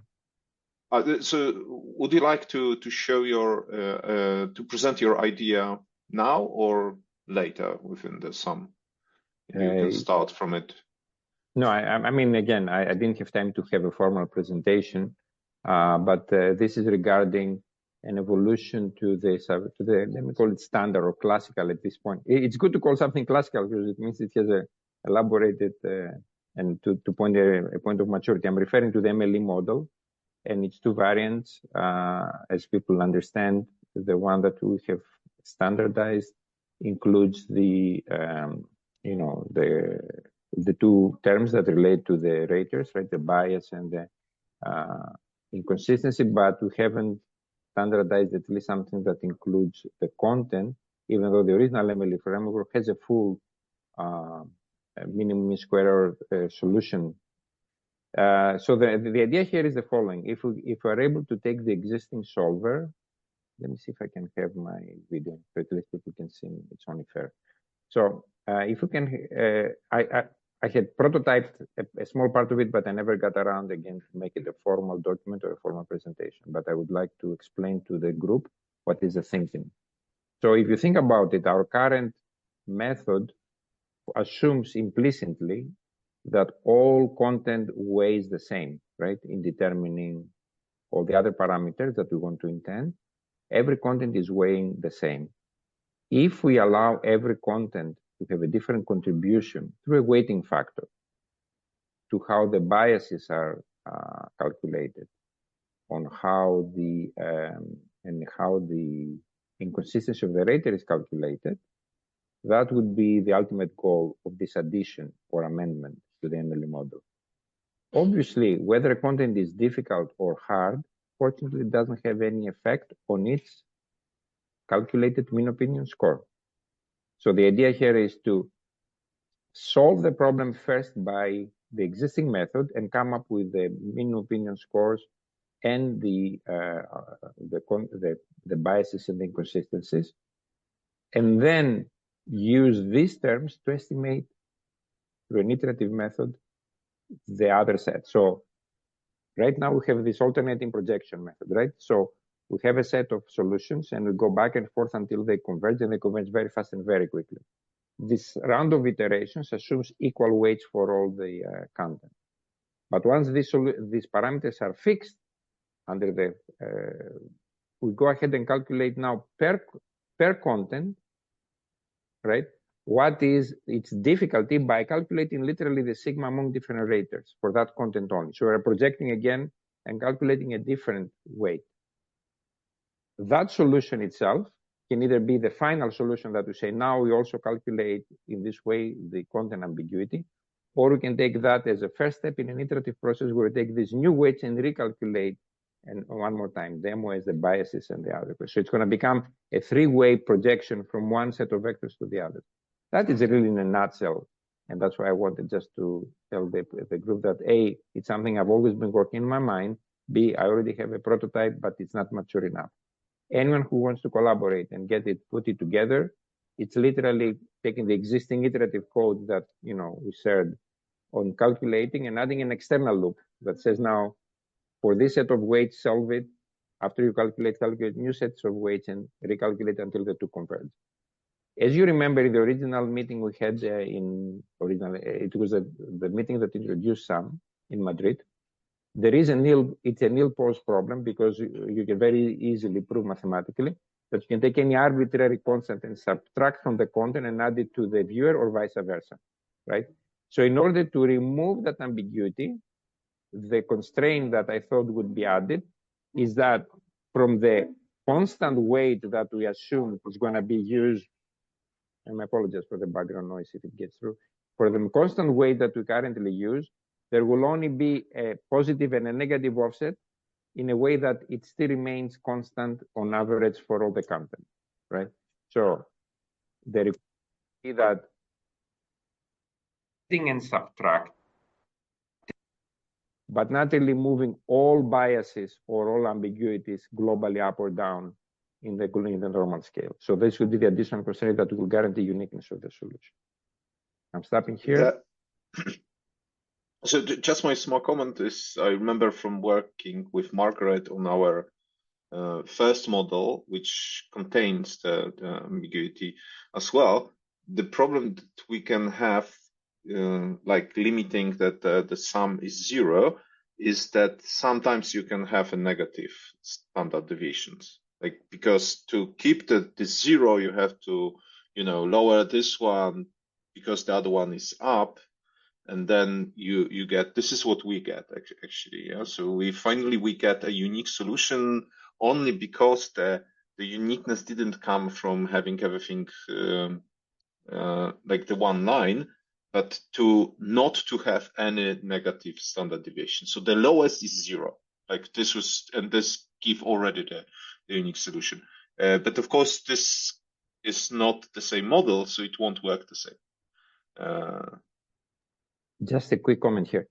As I said before, how would you calculate one content ambiguity, right? Content ambiguity will come from the spread you have over the mean opinion score, right, coming from different observers.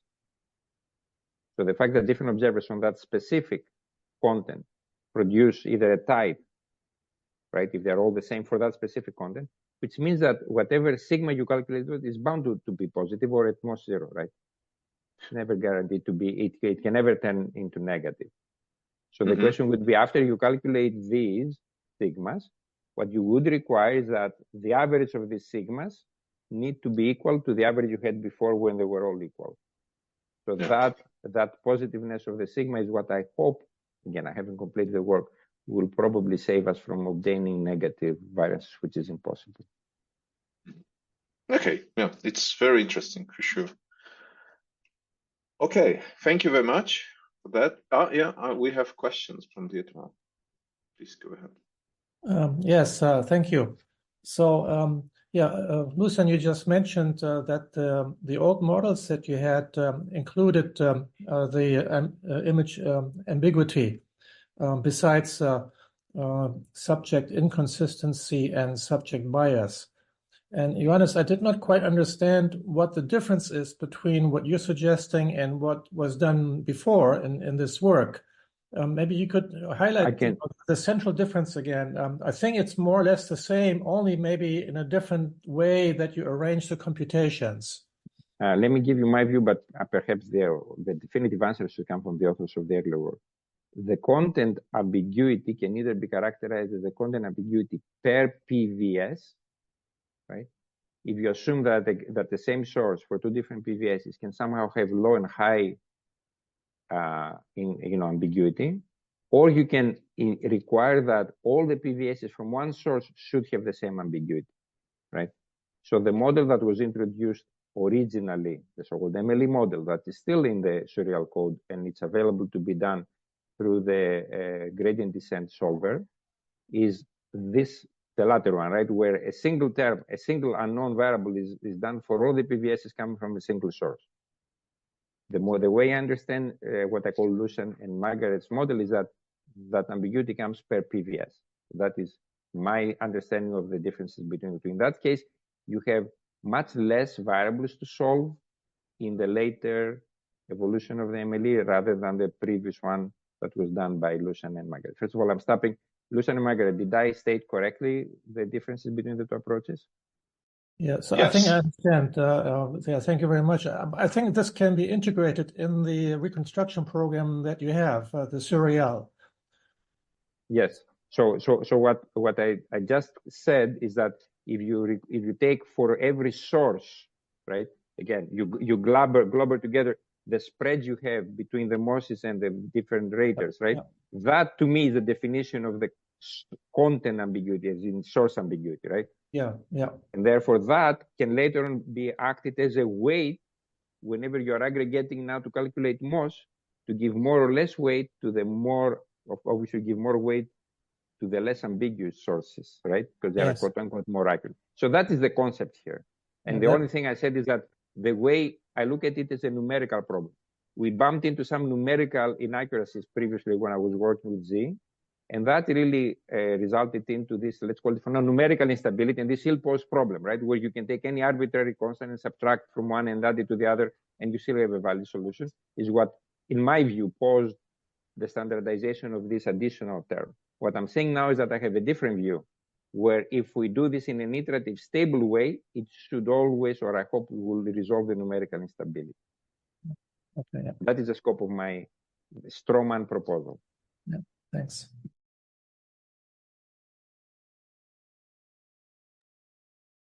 Okay.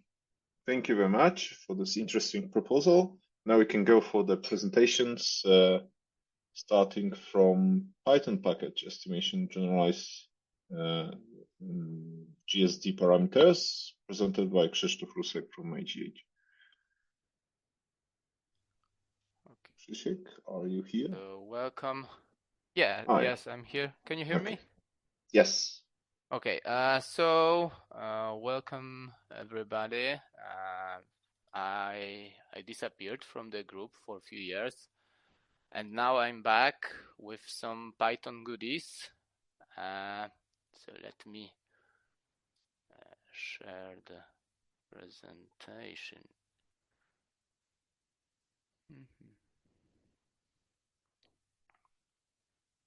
If I can, because I don't have a Zoom app, only the video web interface, so I'm not sure if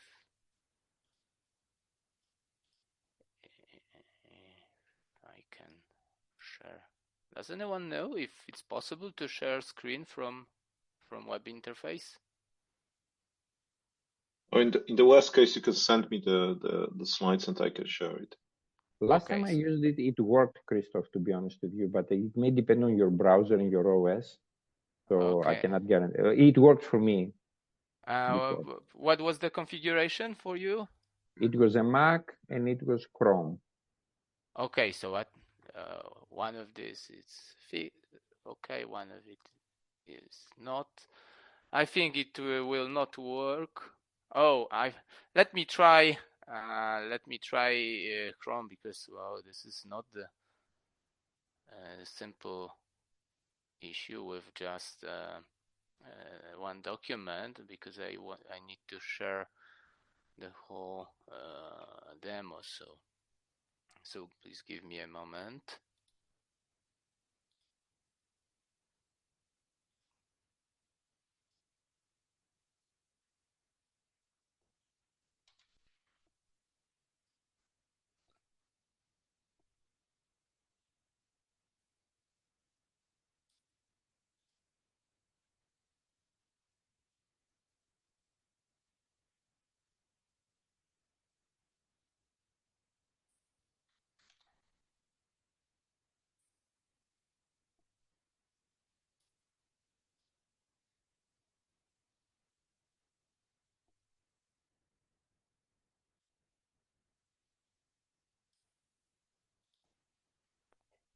Okay, so now I am doubled.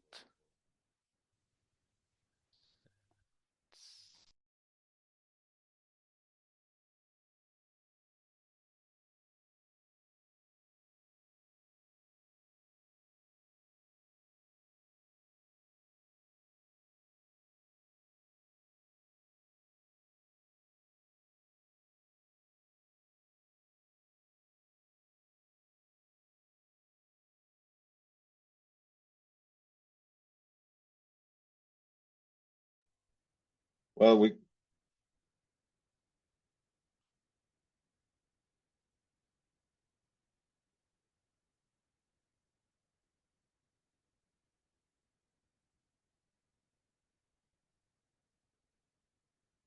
lost Krzysztof completely.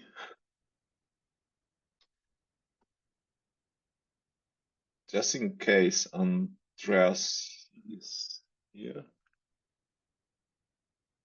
because maybe we'll just switch the. Yeah, do you want me to start the presentation while he's trying to figure out how to share?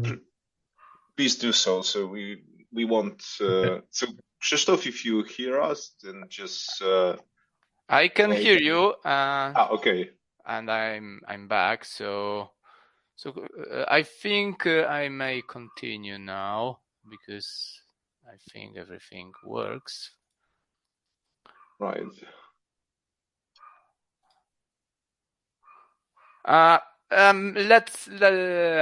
Let's switch the presentation. Yeah, let's switch the presentation. Because now I have another request to allow for the browser to share some content. So let's change it. Thank you, Andreas, for making it possible. So we will start from a different topic, ACR HDR versus DCR comparison. So very interesting topic, already to some extent brought today within ITU discussion, and it's presented by Andreas Pastor from Nantes University. Please go ahead. Yeah.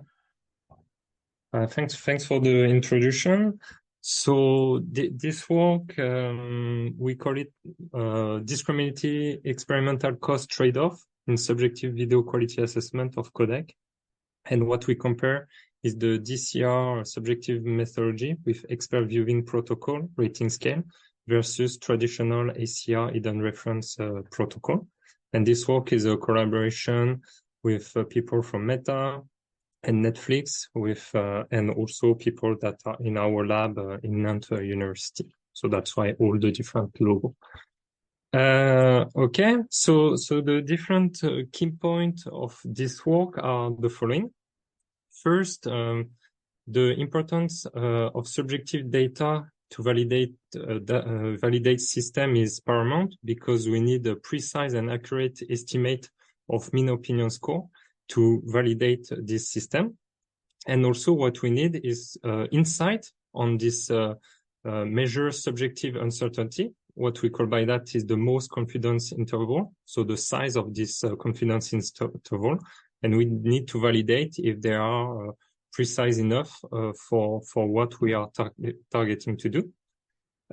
So to be, and also to be cost efficient in a subjective study is also really important. And what we think by that is the kind of question that we have during meeting with people that want to do a subjective study, is from the available budget that we have or we think about, how many video sequences can we afford to test, knowing the efficiency and also the recurrent time to annotate data. And so how many PVS can we do in a certain amount of time and budget. Okay. So first of all, what I will introduce is more a summary of the experiments, so the different test sequence, display environment where we are working on, and the subjective methodology that we are comparing. Okay. So first of all, about the test sequence. So in our case, we selected 4 SDR sequence in HD format, 10 seconds long and in 10 bits depth at 60 FPS. And after that, also 5 sequences in SDR UHD and 5 sequences in HDR UHD. And these sequences to obtain PVS were just encoded with random access mode of modern video codec. Okay, so after that, the different display that we use in our lab for this experiment are the following 3. So the 2 first were 50-inch display, and these were used for the SDR part of the experiment. And the last display was 65 inches, and at that time was the top of display that you could get for good HDR experience. And the peak luminance that we measure at that time after calibration was around 965 nits. I know that now Sony and Samsung release a newer version of this display, and now it's more about I think 1,400 nits. So, but this is what we had at that time. So after, for the summary on the environment, so it was in-lab environment, and what we follow was the recommendation from ITUT BT500 for the SDR viewing, with prior to the experiment calibration on different color, and also a white calibration to D65 at 120 candela per square meter. And the room lighting was controlled at 15 candela per square meter. And observers were placed at 1.6 times the screen height for HD and UHD viewing. And that's because for the HD viewing, we didn't upscale to the 4K full screen resolution of the display, and we just display at the center with gray surrounding. And for the HDR viewing environment, on the third display, 65 inches display, we follow the recommendation from BT2100, and we calibrated the TV using Kalman Home for Sony software that will perform automatic calibration for HDR. and we targeted D65 white at 950 candela per square meter, so a little bit lower than the peak luminance to allow to also calibrate correctly for the color, to give a room for balance. And the room control lighting was around 5 candela per square meter. So then for the methodology, the first methodology that we tested was the DCR methodology from ITUT Rec P910 with the expert viewing protocol DCR scale, that is 11 grade DCR scale, where you can see on the right the different label. And during this experiment, we had a repetition of both the source and the coded sequence, and a 2-second pause as a transition on a gray background. And prior to the start of the actual part of the test, there was a calibration phase with 3 PVS of example of high, mid, and low impairment sequences. Maybe a comment on this expert viewing protocol scale is, as you can see, the item to rate the impairment are in two, let's say, two scale. I would say like the impairment scale, and at the same time the level, where is if the impairment is located everywhere or somewhere in the picture or in the video. And this is what is asked to the participant during this DCR experiment. And the second experiment is using the ACR-HR methodology from ITUT P910. And there is the classical 5-grade ACR scale. And there is a quality item and not impairment item. And during this test, the hidden reference were included, so the rating of the sources. No repetition were provided. And we also provided a calibration phase prior to the test with 3 PVS for low, mid, and high quality example. And we converted the raw opinion score to DMOS. Okay. So to summarize the overall experiment and how viewing sessions were happening in our lab. So for the DCR test viewing session, what we had is we had 3 different sessions: a DSCR HD test, a DSCR UHD test, and the DSCR HDR test. So for the DSCR HD test, it was lasting 45 minutes. It was 1 session with 40 PVS. And for this viewing session, we recruited 30 observers that will come for 45 minutes in our lab. For the DCR UHD test, it was split in 2 viewing sessions. Each of them was 30 minutes long, and people were annotating 25 PVS per session. So what we recruited was like 2 times 30 different observers.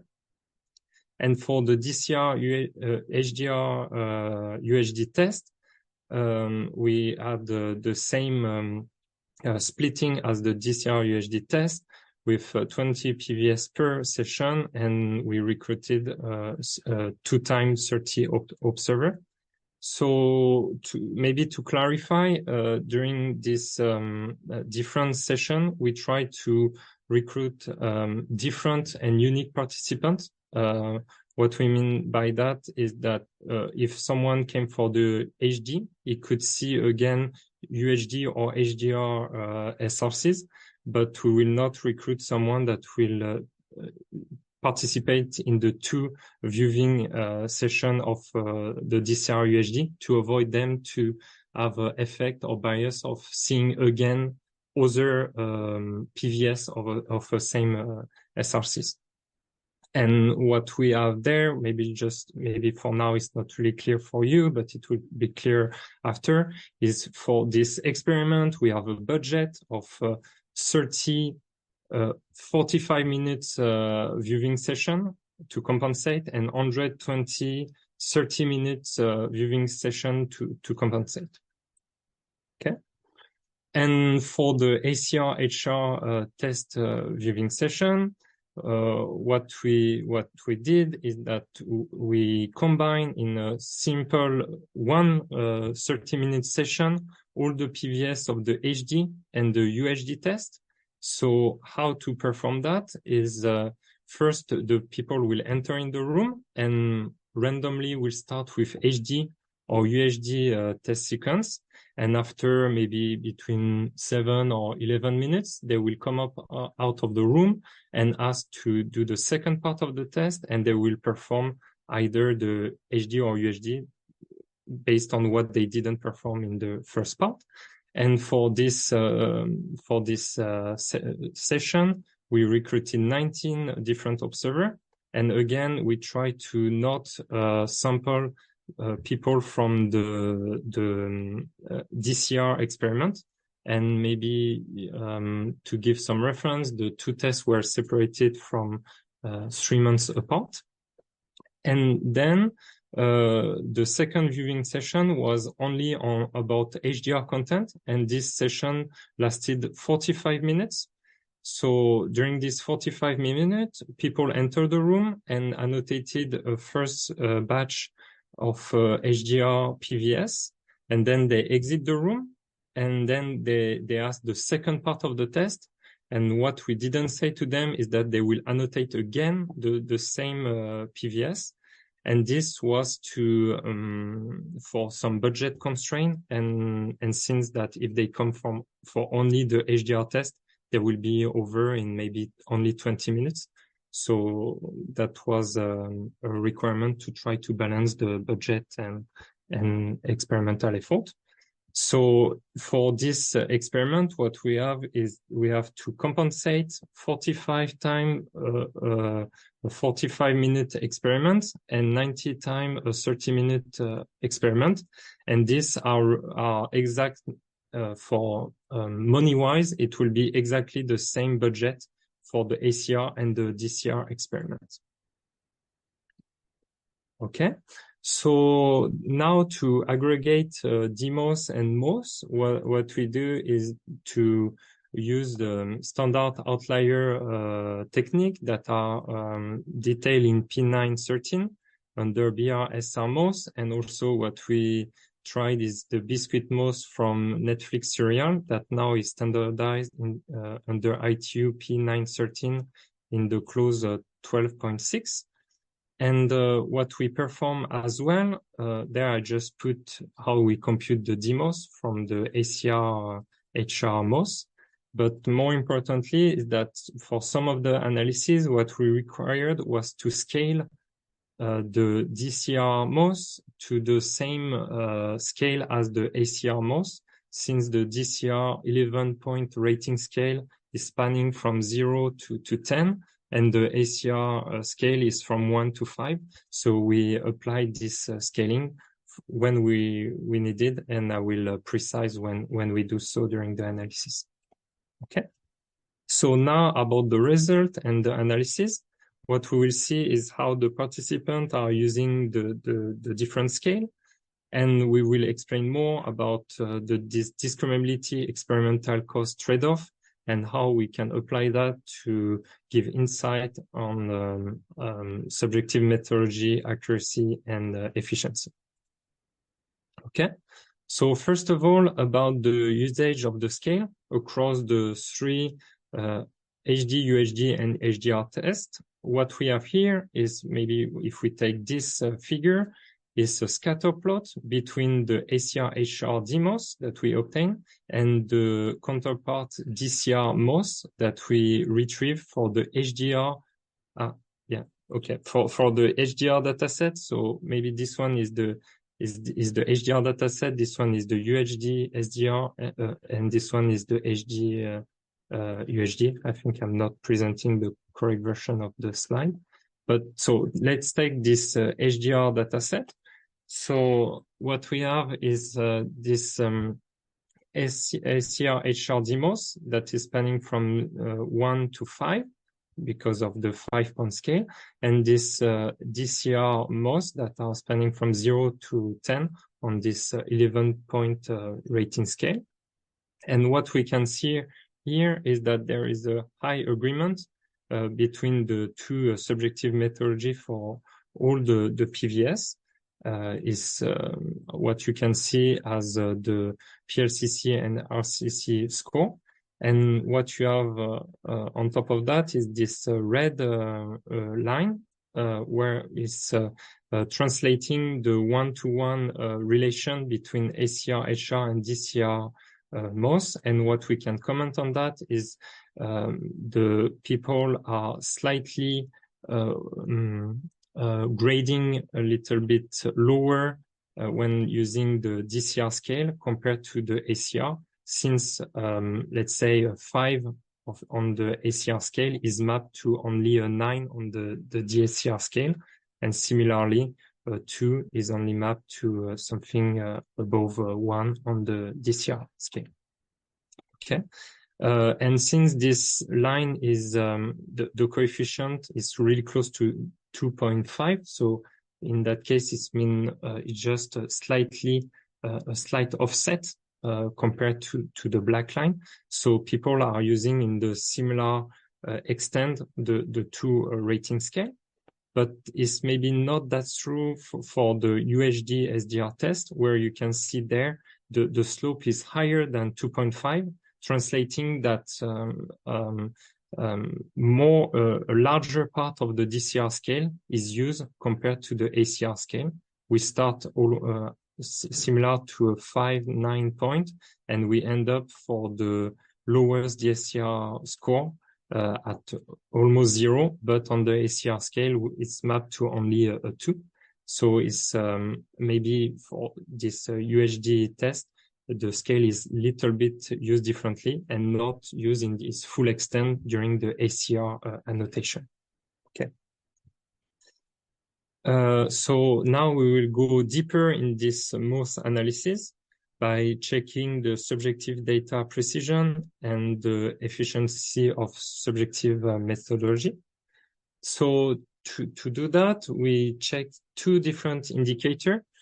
First one is the mean confidence interval indicator, is the average over all the estimated most confident interval. So what we do is that we take all the n stimuli that we have in our data set.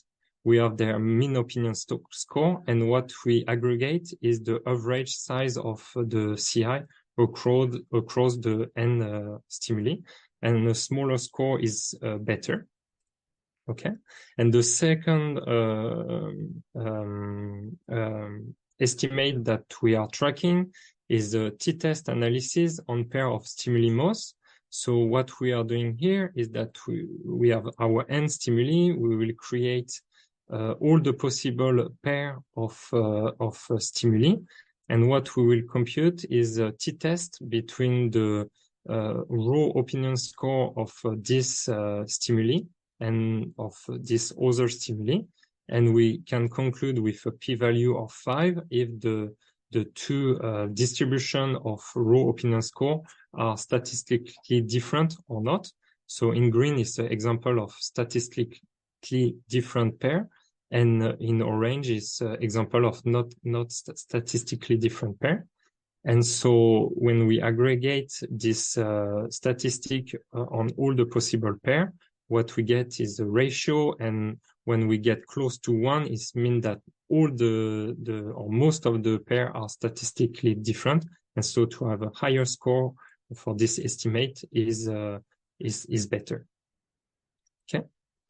So when we display this estimate, so here is the first one, the mean most confidence interval size evolution. So what we do is on the x-axis, we select K among the 30 or 90 observers that we have for the different two experiments. And on the y-axis is this mean confidence interval score and how it evolves when we sample more and more observers. And this sampling is performed with replacement. So to comment for the HD scenario, what we can see is that when we use the 90 observer that we recruited, we achieve a mean confidence interval of 0.116 at this maximum number of observers. And for the 30 observers that we recruited for the DCR experiment, we obtained 0.25. And what we can see is that for across these three scenarios, HD, UHD, and HDR, at a fixed number of observers, the DCR methodology is performing slightly better than the ACR-HR methodology. Okay. Then we can check the second indicator. This second indicator is about the discriminability evolution. So again, on the x-axis, you select K observer with replacement among the population that we sample. And on the y-axis, we have this discriminability indicator. Again, closer to 1 mean more pairs are significantly different. So this means it's better. And what we can see again is that DCR for HD scenario is slightly above than for the ACR experiment. But when we are checking for UHD or even HDR, now the curves are starting to overlap, meaning that it's harder and harder for DCR to compete with the result that we can get from ACR-HR experiment. And now what I will introduce is this discriminability experimental cost trade-off. So what we want to capture here is the importance of the budget or the cost of a subjective study and its efficiency to give good and quality data in a reasonable time. So what we want the research question is, so what is the evolution of discriminability with increasing budget proportion for different subjective methodology? So what we introduce is this budget proportion ratio. That is a ratio between the cost to recruit K observer with ACR-HR or the DCR methodology, and the cost to recruit 20 observer for an ACR-HR test. So why 24 is because ATU recommendations recommend to have at least 24 observer in the ACR-HR experiment, and this 24 recruiting this 24 observer has a cost, a fixed constant cost, and what we are capturing here is how much more than or less than this cost, constant cost, are we spending, and how much discriminability we will get from this budget.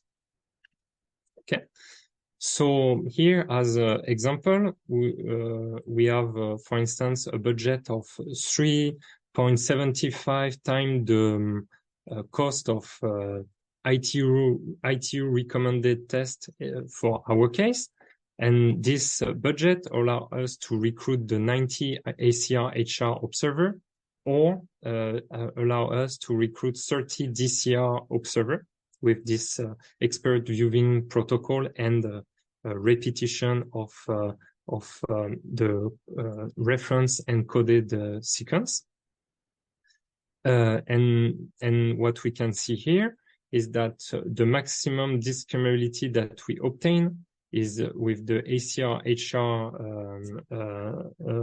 ACR-HR test with a score of 0.86.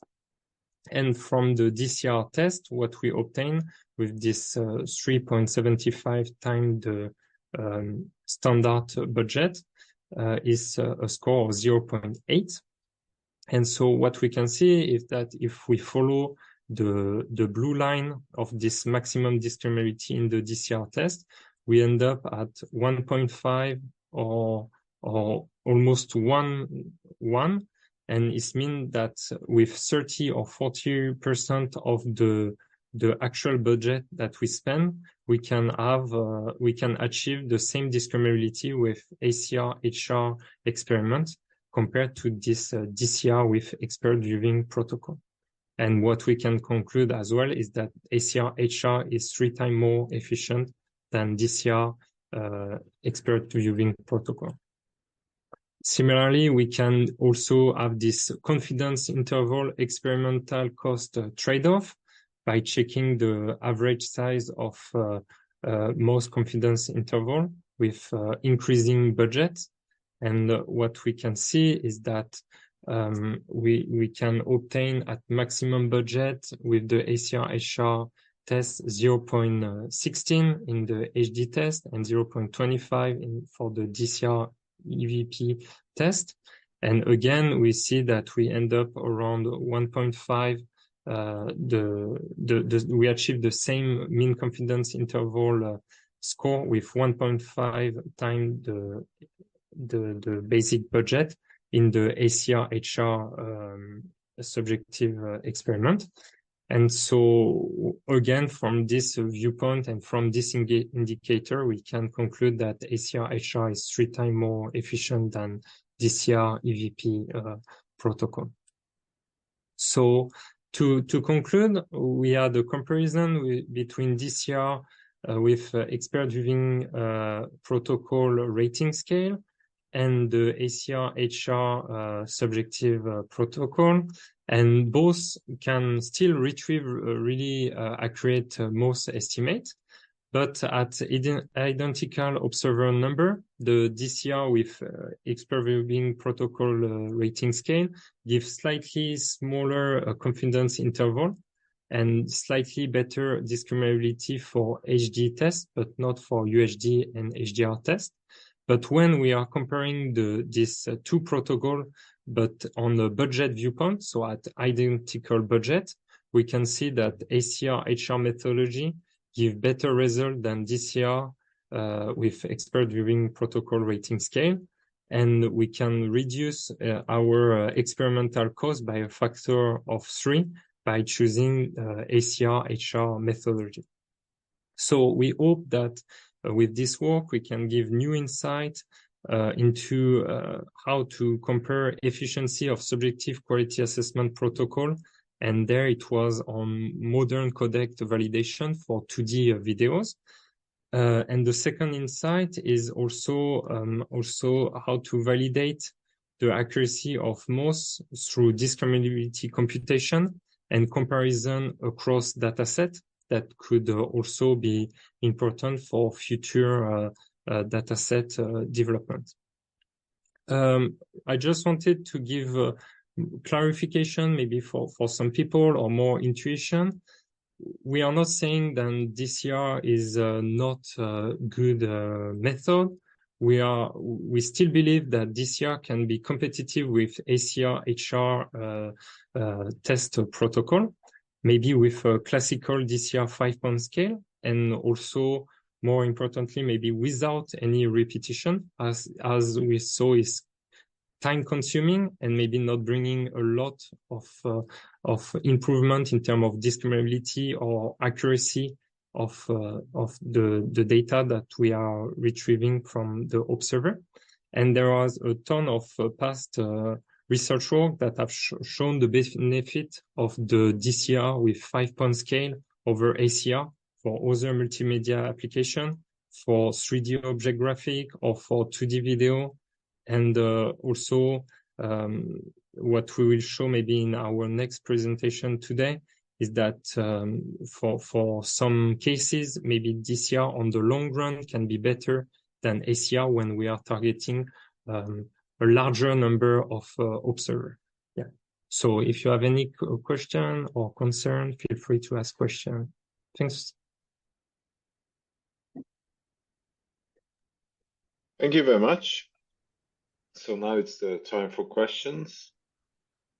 Please, Margaret. So this is a very interesting study, and I'm very impressed with your analysis. You know, that very pragmatic, how expensive is it to get the same results? So thank you for presenting this, for doing it, just very interesting. One comparison I'd be interested in seeing is, are there any significantly different conclusions reached by these methods? So how often would one experiment say A is significantly better than B, and the other would say B is significantly better than A? I'm expecting from your plots that would be extremely unlikely, but it would be interesting to see. Yeah. So actually, I don't know how much time I took there for the presentation, but in the paper that is the same title of that will be on arXiv soon.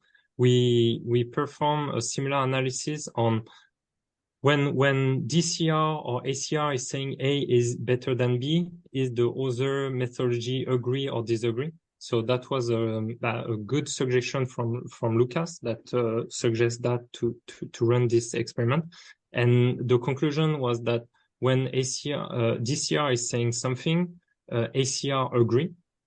And moreover, when you have ties, from the DCR point of view, the ACR can discriminate more pair. Is also what we are saying indirectly in those plot. But with Lucas, we discussed a lot, and it was really interesting to run that at the global scale of the data set, but also in some range. Maybe DCR can be more discriminative in the higher quality range. So it's also something that we took, but I did not have enough space maybe to put there. But yeah. Okay, thank you. Yeah, thanks. Any other questions?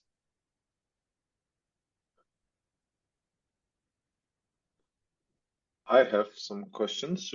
So first of all, did you have some distortions that were kind of local or global, so that the scale would really, use it? Yeah.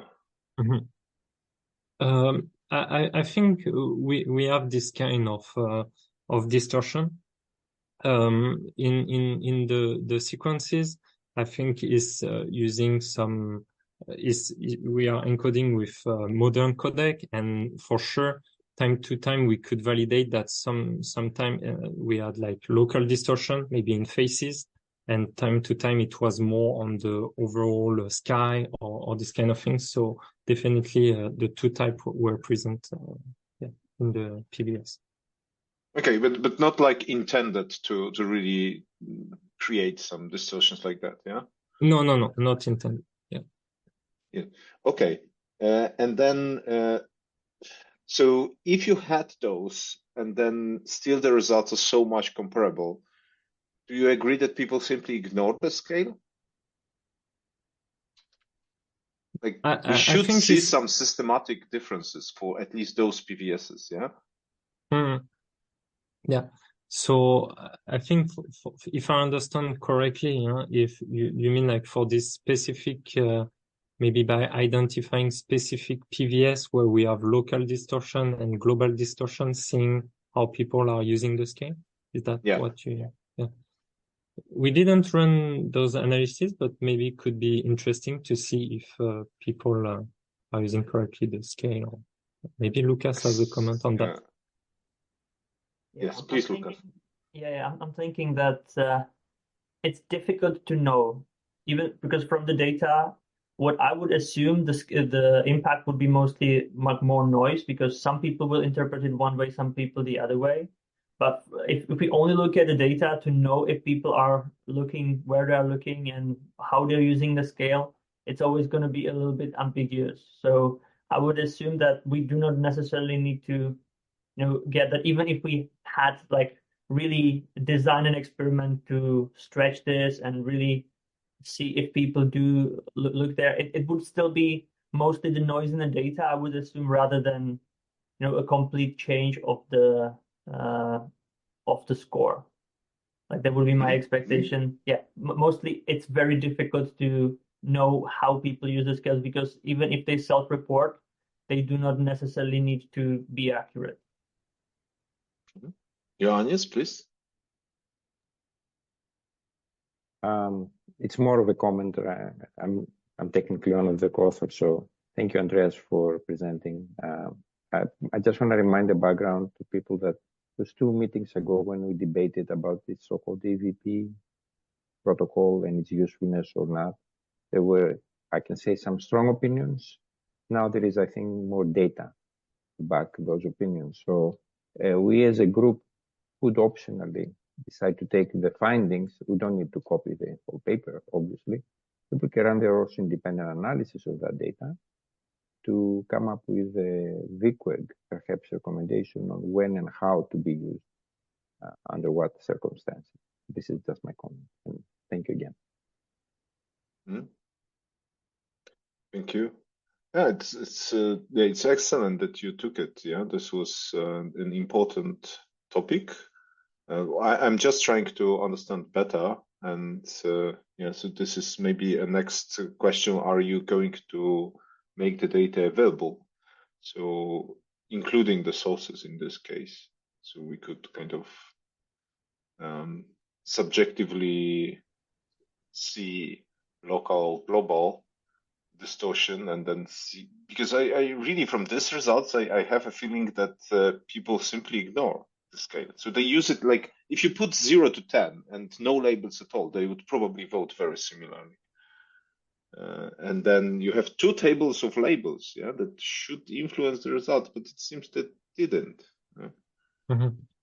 Yeah, but on another intuition will be like maybe to have these 2 label to choose from could also how to say, perturb or like make them hard to choose what they should vote or this kind of thing, compared to a scale where you will have only 11 scale, but only with blank in between. Yes, but on the other hand, they are still more precise than ACR in terms of the moment where you have the same number of answers, yeah? So with a different cost, of course, but still the answer themselves, they are pretty stable, yeah? It seems that they were not confused by the description of this case, which is confusing. No doubt, yeah. So for me, a reasonable explanation, of course, we cannot really make such a conclusion, a strong conclusion, is that they simply ignore the scale and use it as a numerical scale, and whatever it was written there, they just go ahead. Okay, and the last but not the last kind of question is that because I understand that there were not experts and the scale is meant for experts, do you think that it's maybe more a question to Lucas? Do you think there is a chance that we as VQEG could annotate this with the scale? Like, you know, if repeating the experiment would be super easy, so we could, like, I can take, I don't know, probably 3 or 4 people at AGH and then in the different lab, and we could kind of collect the expert answers and then compare them to those people that are, well, clearly not experts, and see if there is any difference. I personally doubt they will be, but this would be interesting. It can be, we can answer it the moment you will present your presentation, Lucas, yeah, about the tool. Or we could think about it. Okay, thank you very much. Very interesting presentation. Any last comments and other questions? Okay, hearing none. I will switch to Shell, because I'm not sure, should we take a break right now, because we already passed the time for break? Yeah, I think it's the very good time for a break, and maybe 15 minutes like yesterday, and come back at 10 minutes before the hour. Okay, perfect. So Krzysztof, we will move your presentation after the break. Okay, so maybe I will try just sharing the screen. Yeah, you can now. You can test sharing. I will stop the recording now, and then we can. Okay, start I it think